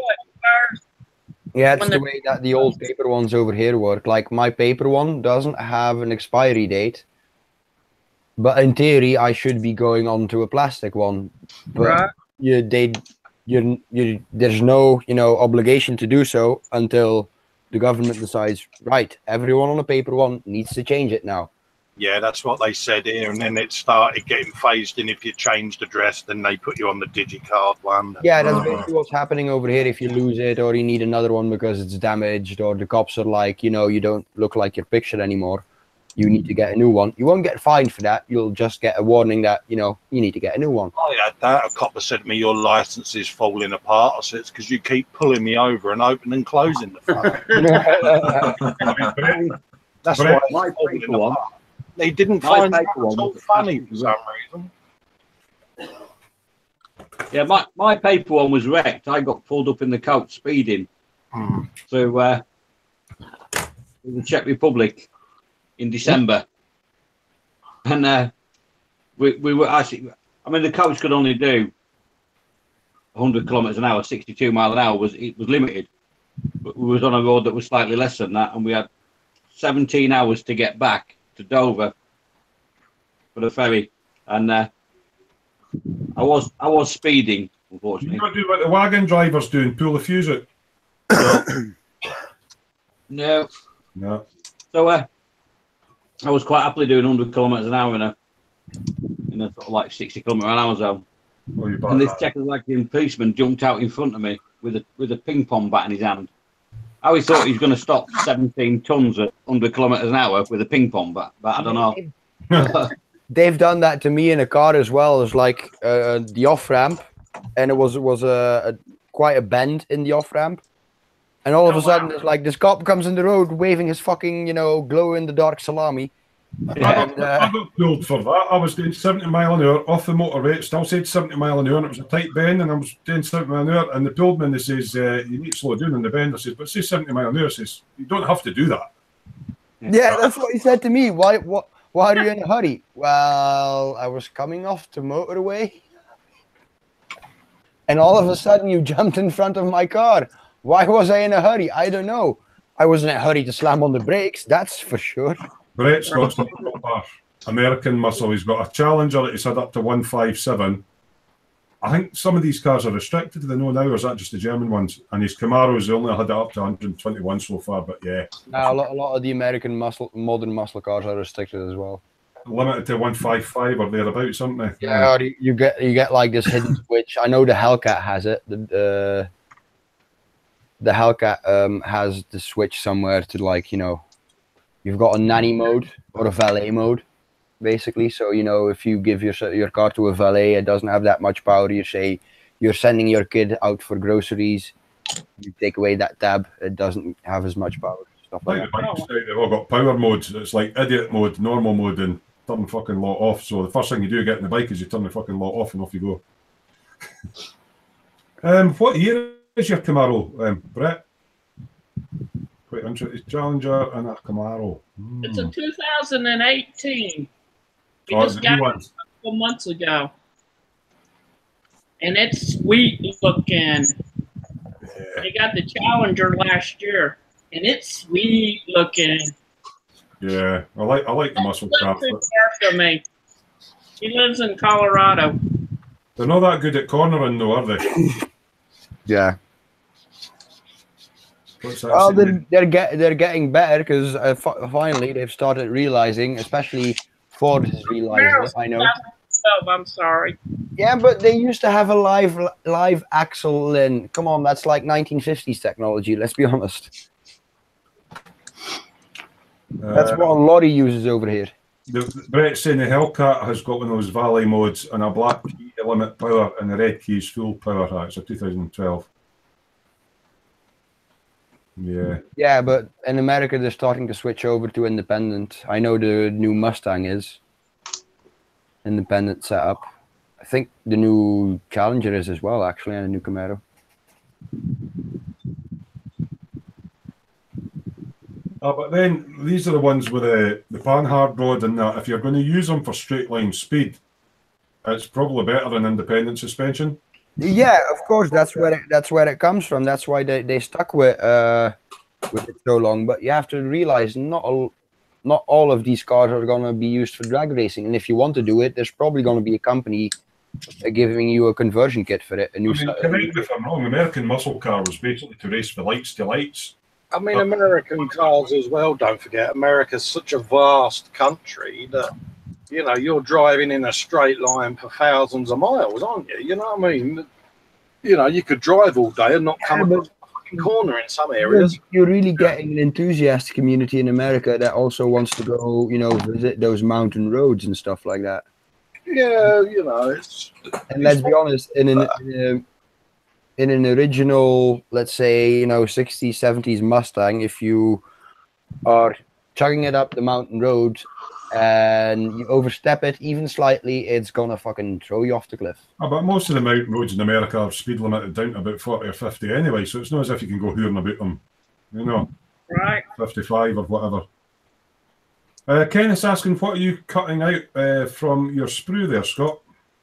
I am working on the mount for the cage armor. You said mount. What's it's all the mounting brackets for the bar armor. All right, round your diggy thingy. It's all those bits. You can see those. Yeah, a lot of intricate work on that.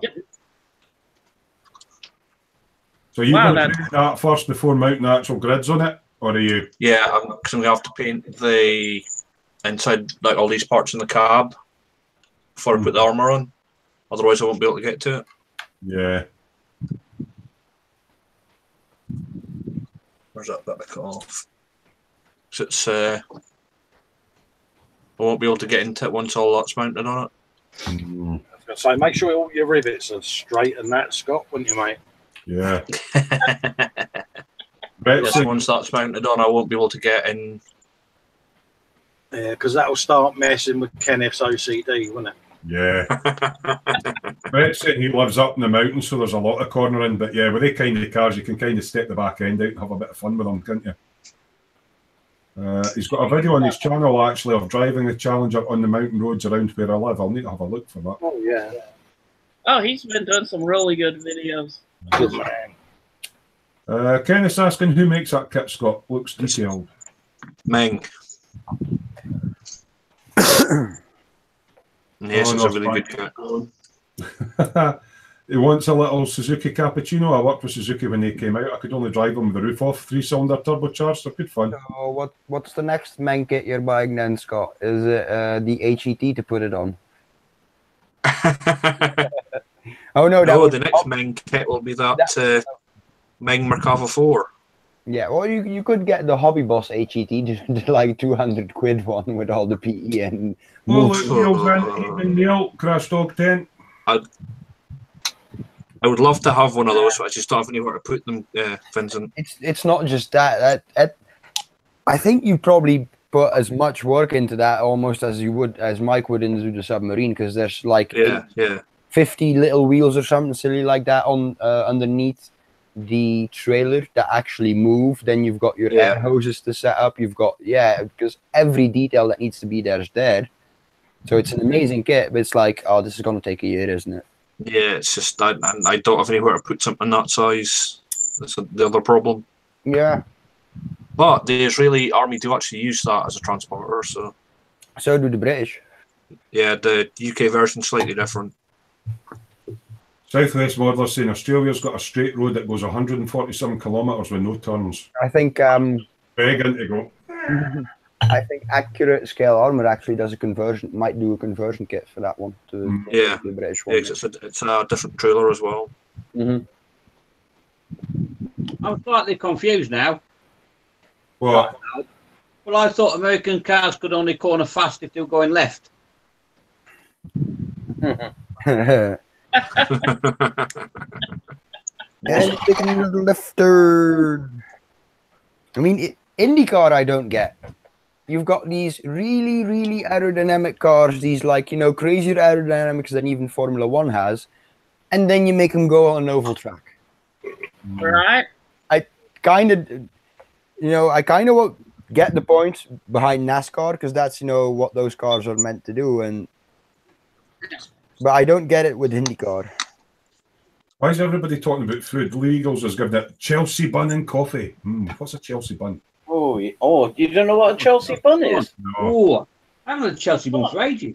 It's the sun, isn't it, Colin? Aye. It's a Chelsea bun's the sun, isn't it? Fucking right, currant bun, mate. Oh, currant bun. Nah, I don't like currants. Aye, Brett's saying American gallons and UK gallons are different, aren't they?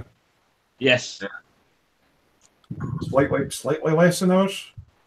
Yeah, the thing that confused about that, Terry, with American gallons and our gallons, is when it comes to fish tanks and filtration units. You got to be careful. If you think you're buying the right capacity filter for your fish tank or your pond, and it comes from the States and it's not, it's different. Oh. Yeah, and if you're talking like a 200-gallon pond, you're talking about a quite significant difference, if I'm not mistaken. Yeah. But extra half a litre per gallon less than American. Yeah, so if you're talking 200-300 gallons and up, that's 100 litres. Oh, Mike's giving it Sally James. Oh.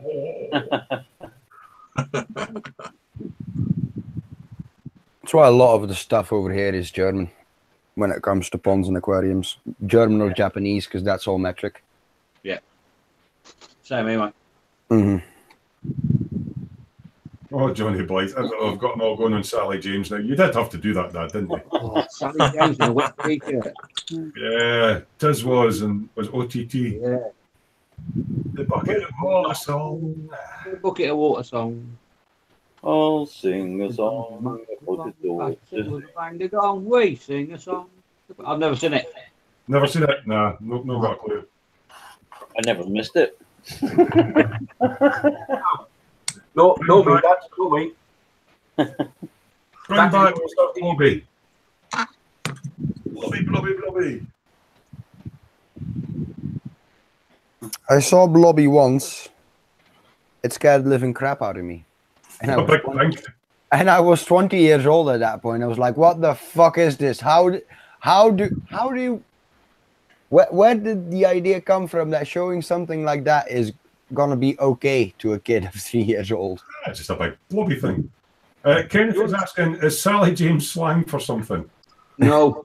No, you need to go onto YouTube and look up old Tiz was and OTT on the YouTubes. If you think Blobby scares you, mate, you want to try a nightclub in Blackpool. some Blobby things there don't scare you. Oh yeah, when you think about some of the sites that come out at summertime, yeah.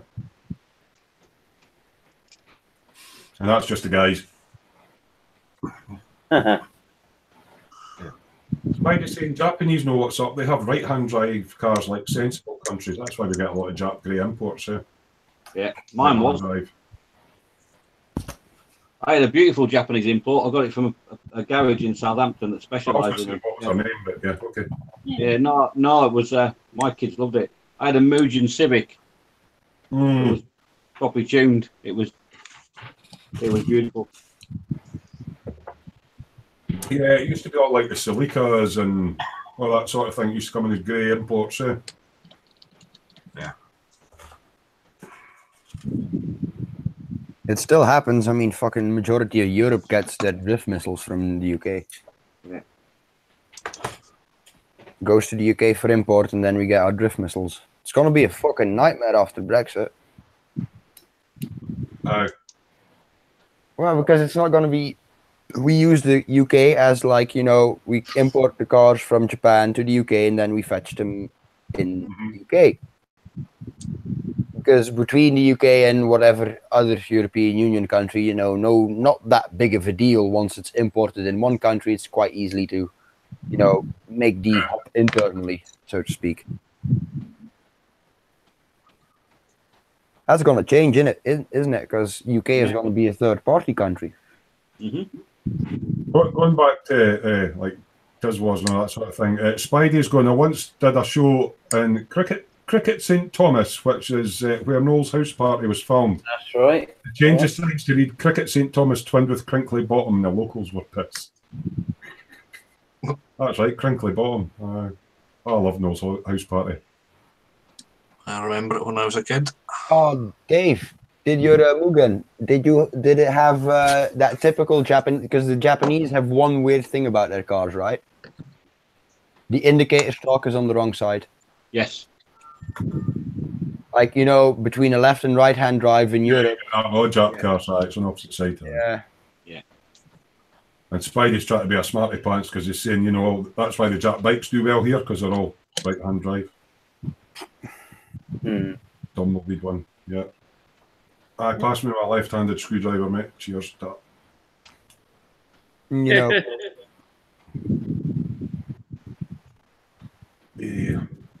It's probably because after 1,000 miles, your Honda's probably still running and your Triumph is smoking in a heap somewhere.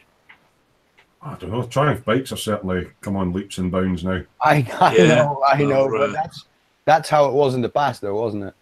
Yeah. You start talking about British Leyland, and it's like, yeah, why is everybody running about not a Nissan, but a Datsun 120Y before they went Nissan? Yeah. Why they're running about in them? Because they might rust and fall apart, but you can still start them up and drive them. The one I liked years ago was the I had a Datsun 100A F2. I don't know what that is. I was like a little pocket rocket, mate. It was great. I mean, college probably the same as me. I don't know. John's done some mechanical stuff. I know it's the old days of the cars with points and condensers and none of this electronic fuel ignition. No. They dropped out there. Scott, what? Did Dad drop out there? Yeah, Dad dropped out. He's back. He's back. Dad done its head. Dad done its head. I did, yeah. Expat Spain saying the gear change is still on the wrong side. It is quite funny if you're used to driving a right-hand drive. I drove around in Spain and You'll see why in a minute, Carl. oh, he was booting something up. A left-hand drive Renault Megane, but all the gears is on the other side. It was took a bit of getting used to. Southwest Modeler saying a Leyland P76. Can anyone remember this? P76.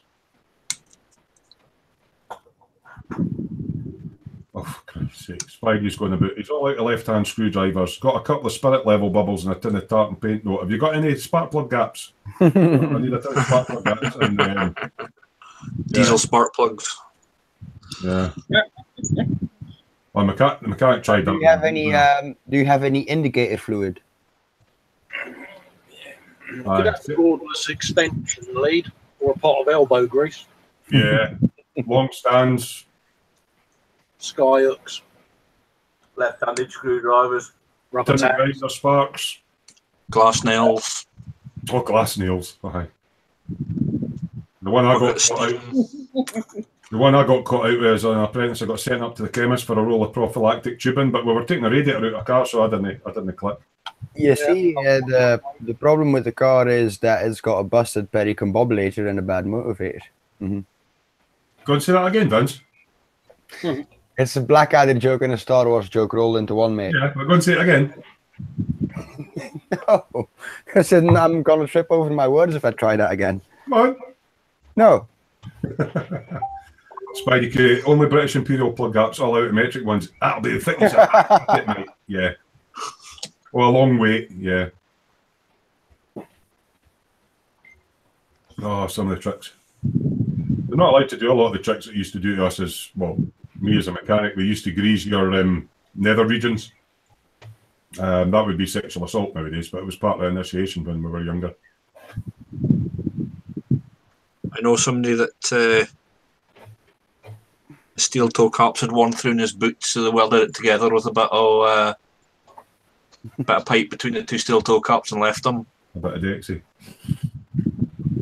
Oh, There we are. I got reminded by this because I saw a picture today of like a pair of Croc slippers with steel toes patched at the top of them. Right. I actually knew a guy who basically took steel toes out of worn work boots, slipped them in his Crocs, and thought that was going to be all fucking fine. Sorry, Mike's distracting me with Sally James. That's in it. Did Sally James send you that sticker for your board, Dad? Yes, she did, yeah. Yeah. Oh, Sally James. You'll need to do a copy of that for Fox, because apparently Fox quite likes Sally Is James. that the laminated version, Dad? Yeah. It's Still a is that bit. going to be taking the place of the shuttle and the submarine tonight, Dad? That's why I did mine as a water slide decal, mate. Oh, mischievous man. Well, yeah, Kenneth, that's Sally James. Oh, hello, Sally. Yay. Yes, Miss Whit, that started off with the wet t-shirt things, didn't it? Yeah. Yeah. Used to be a club in Edinburgh. You should be able to go in and dance, and there would be girls in a perspex shower with white t-shirts on. Strange. Okay. Different. Used to go there once a week. Yeah. Tartan paint, glass hammers, reproduction fluid. Yeah, okay. I've not heard that one before. 9-inch reproduction rod. I've got to remember that reproduction one. Kenneth, I don't think she was in To Serve With Love. Who That was Lulu. That was Lulu, that was. Lulu, aye, wee Scottish lassie. Yeah. She's still looking quite good for her age now, isn't she? Yeah, amazing what money can do, isn't it? Yeah. The damn Ducks Bobbington's going, damn Ducks.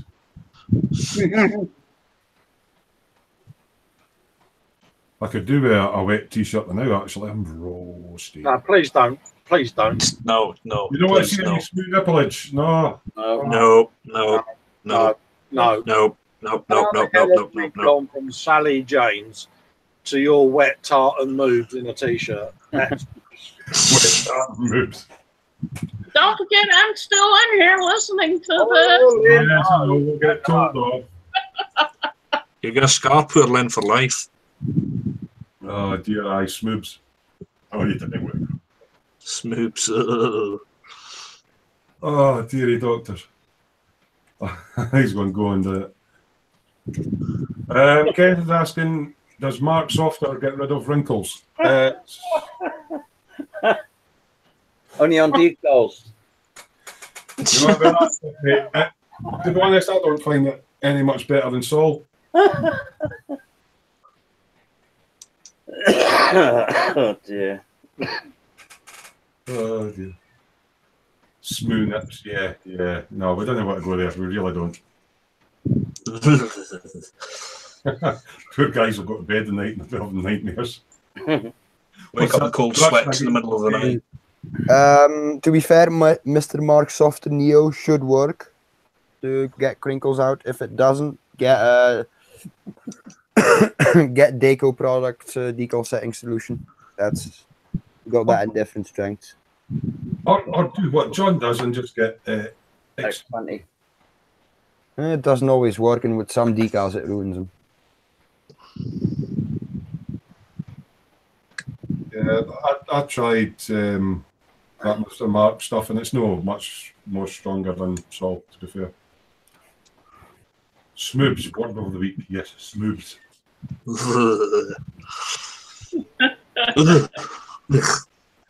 Yes, the Smoo Industries Mankini range will be coming out shortly. With you can either have it with Smoobs blockers or without.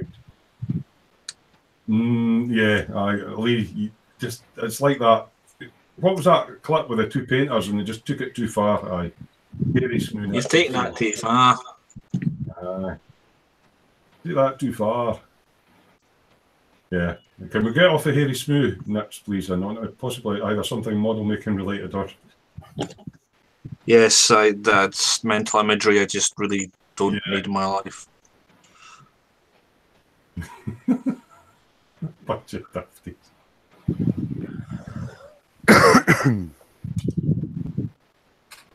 What's this? Oh, Expat saying the Tiswas lot used to drink in the Nag's Head in Henley in Arden, which was owned by Benny of Crossroads. Oh, I likes me Diane, that is. Chuckle Brothers. To me. To you.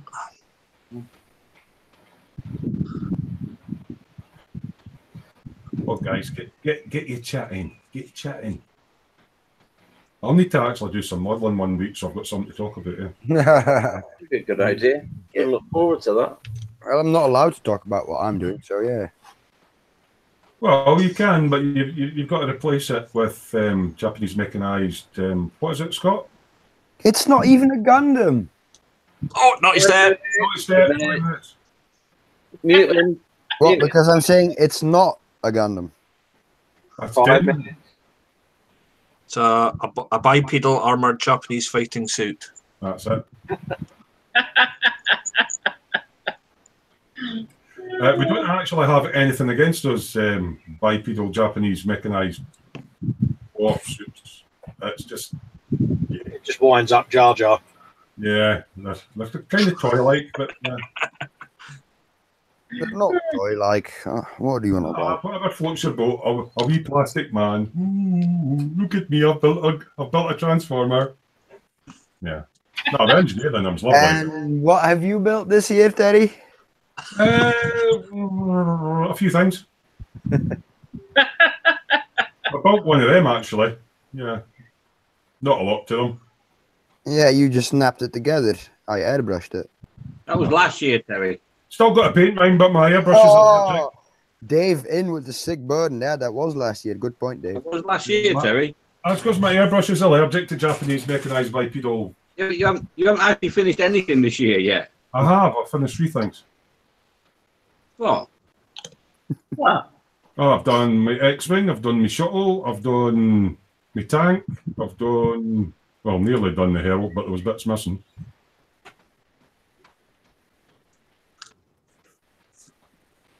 But I build a bit slower than you, Dave, so yeah. I'm in the middle of stuff. How's your Peterbilt coming along, Terry? Uh-huh. Yeah, there's a chassis there somewhere. Oh, No touched it. put it to the side again, huh? It's a pig of a kit. Where is Beardy McBeardface? I don't know where's Beardy McBeardface. Yeah, Sergeant's going wet sanding is basically what I've been doing. Yeah. Oh, Lee was asking how to get rid of orange peel and lacquer. Yeah, wet sanding. Micromesh is good, but there's other stuff you can get that's not as expensive as micromesh. Wet and dry. You can get Tamiya sponge, sanding sponges, sheets. That's you can get that in quite fine grain, and wet sand with it. Peter not built. A Peter not built, yeah. I've got a few sub-assemblies done, yeah. I even decided what colour I'm going to paint it. You've got a few sub-assemblies done, and then the build kind of sank. Yeah. Yeah, it seemed like a good idea at the time. Yeah. I'll get on with it. Concentrating now on just sanding that stuff, get that bike finished, get the Beetle finished, and get on with that car. And do the Peterbilt sort of a slow burner in the background. Oh God, they're on about Mr. Hunter and Crossroads. I liked Miss Diana, he does. I was forced to watch that in a black and white telly. My mum would sit down and watch Crossroads, it was on at tea time. And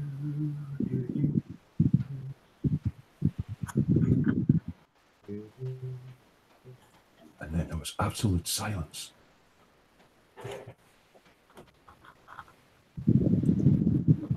You like deep in thought, Colin, you alright, mate? Yeah, I'm alright, mate. I'm just looking at my Tyrrell stuff, Mish. I thought you were scheming. Me never. Perish the thought, mate. Innocent of all charges. What are you painting, Lee? Because he's got a little bit of orange peel on a lacquer coat.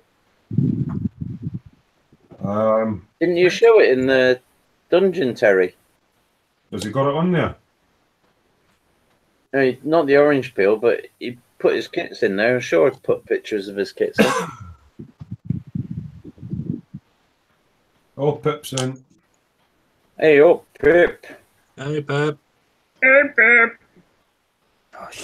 Basically, what Sarge is saying there, you can mesh it back and then polish it afterwards. But if it's quite deep dimples, you might have to put another clear coat over after micromeshing it, and then. Yeah, rinse and repeat, basically. Yeah. I tend to micromesh back after every paint layer, so.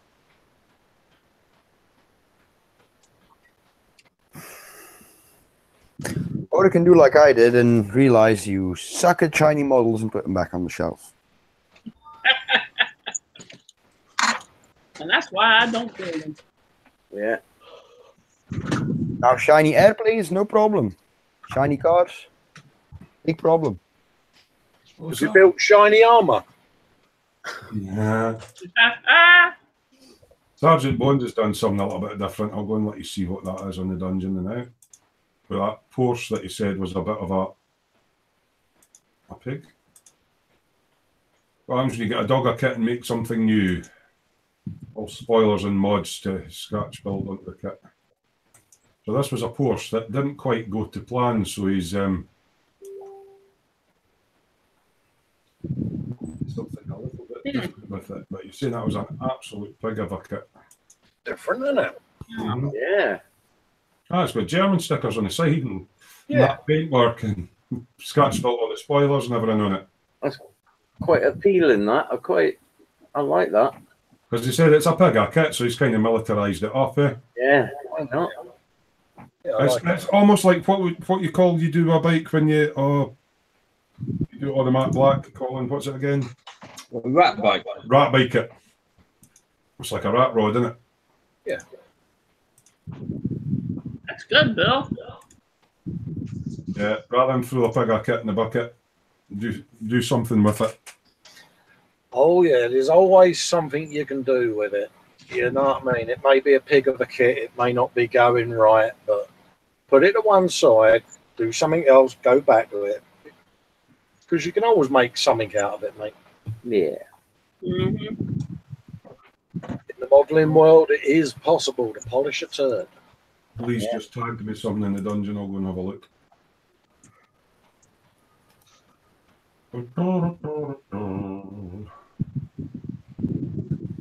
Doesn't look that bad, orange peeled.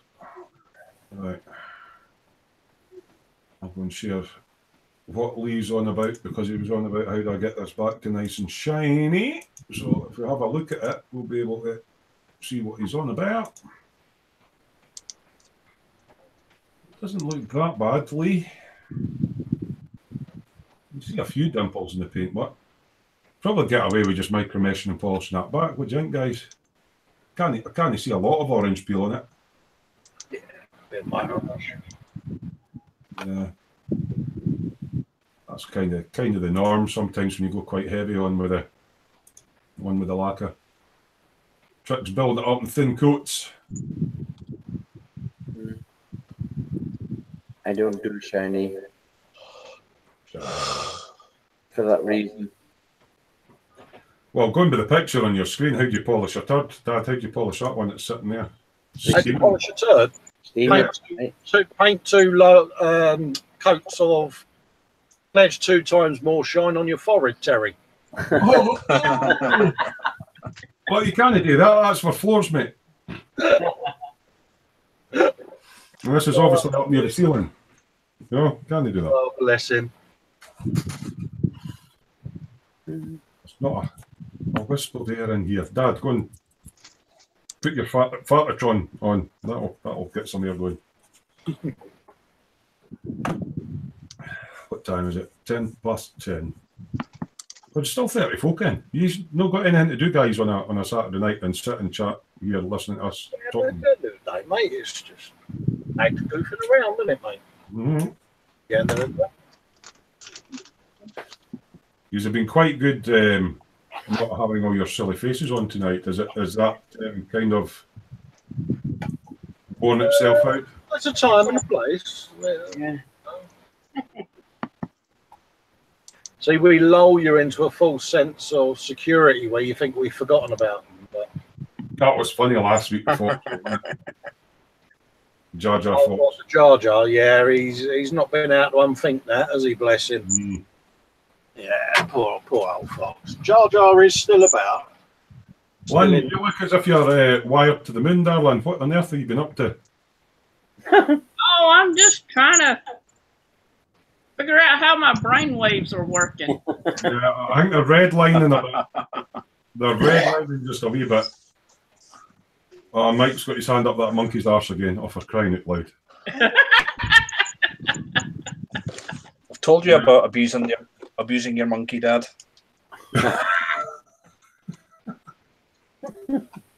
Pip's looking at you in disbelief, hey, Pip?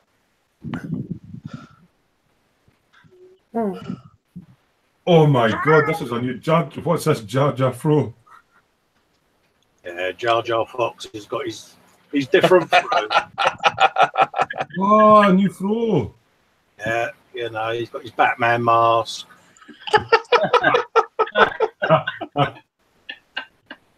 He's lost what to do with himself, bless him. Yeah. What else can we do to the poor man? Yeah, Southwest Modeler saying last week's show was a bit mad, but he liked it. Yeah.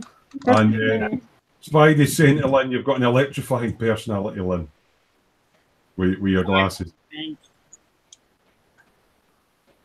know, he can always get attacked by the alien. I'm just going to sit and look at that Sally James picture on Mike's board for a bit. Oh, there has been a technical problem.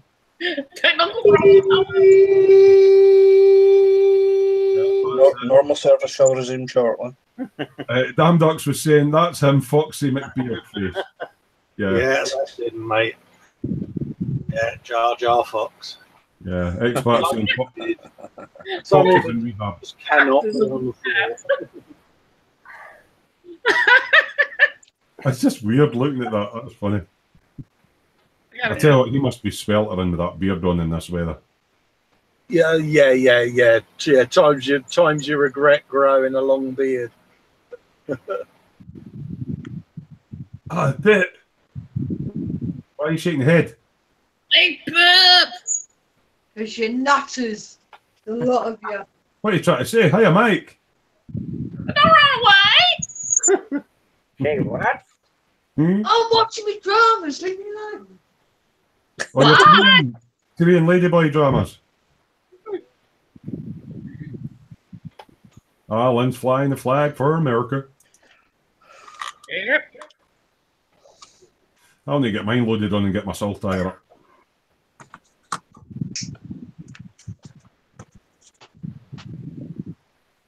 Best I can do. And fudge and puffins. Yeah, you're right. Damn Ducks is saying another one scared off.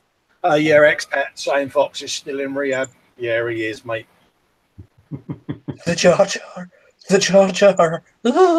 Yeah, he did mention it on his Sunday show, bless him. He just can't unthink it.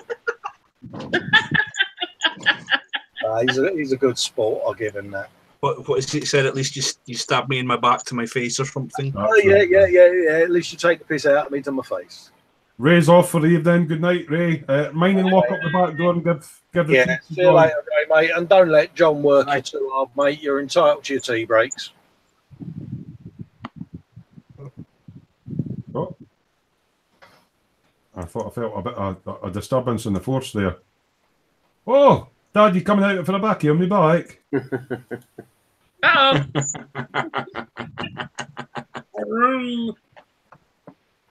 Oh, aye.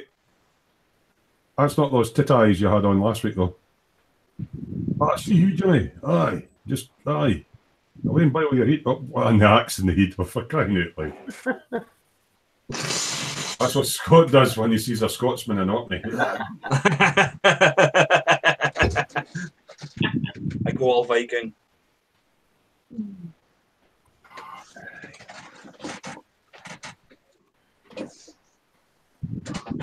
Just trying to think what else I've got about. Uh-oh. Scott got his axe out. That's a Smoo Industries Revel Flash removal tool, Scott, isn't it? Yes. Right. Southwest Modeler was saying, was that a drill you were just using, Scott? Yeah, it's the Hobby Boss. Not Hobby Boss, Trumpeter.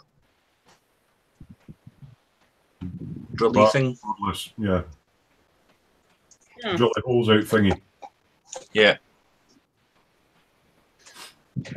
Cracking little. Oh, yeah. I got one of these too. You got one as well? I got one as well. There's mine there, look. Much are they? 20 quid or something? Yeah. Something like that, yeah. They're not dear. No, it's a drill. Holds the charge for ages.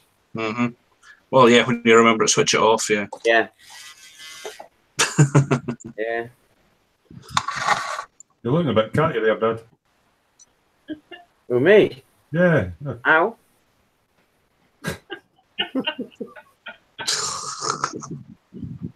Oh, gee. He's trying to do that. Look this is our bastion of maturity and scratch building and yeah. Oh well. Boys and their toys. Southwest Modeler says I've been looking for that, so that's a Mr. Hobby tool, isn't it? Yeah. Japanese Mr. Hobby. Quite a lot of useful Mr. Hobby stuff, but some of it's just like money for old tat.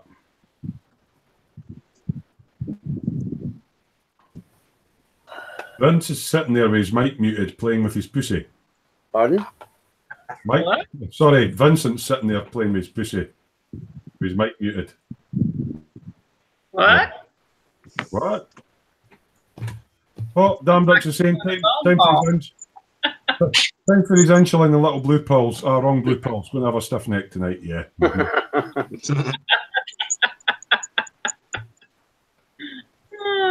Side effect when you swallow those babies.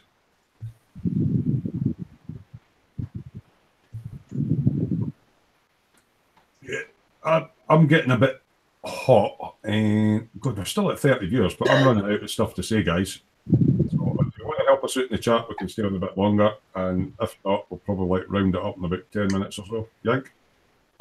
Yeah. Because it's absolutely roasted in here. Dave, not want to talk about his channel a bit?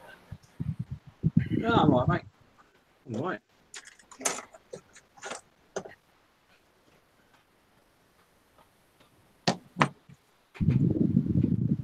Yeah, I'll definitely get me electronic stuff up, says he, in the next week or two. He's going to get it up. Ooh. I'm just sitting here sweating like a rapist. Yeah. Hey. Sweating. Join the club. Or what's the other one? Sweating like Jimmy Savile in the kindergarten? Or is that? No, yeah. Dude, that ain't good. Not a live show, mate. Oh, dear. Yeah, I'm about ready for wrapping up for the night because I'm absolutely roasting and the chat's went really quiet.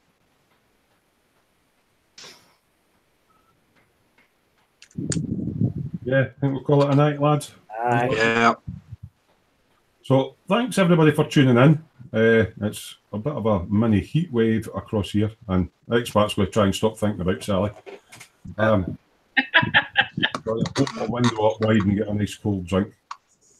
6 degrees. It's winter time across in Australia, isn't it? Yeah. Mm-hmm. And Johnny Black's heading back to bed. So yeah, thanks for popping in, folks. Sergeant Buzz will be laughing too much to type.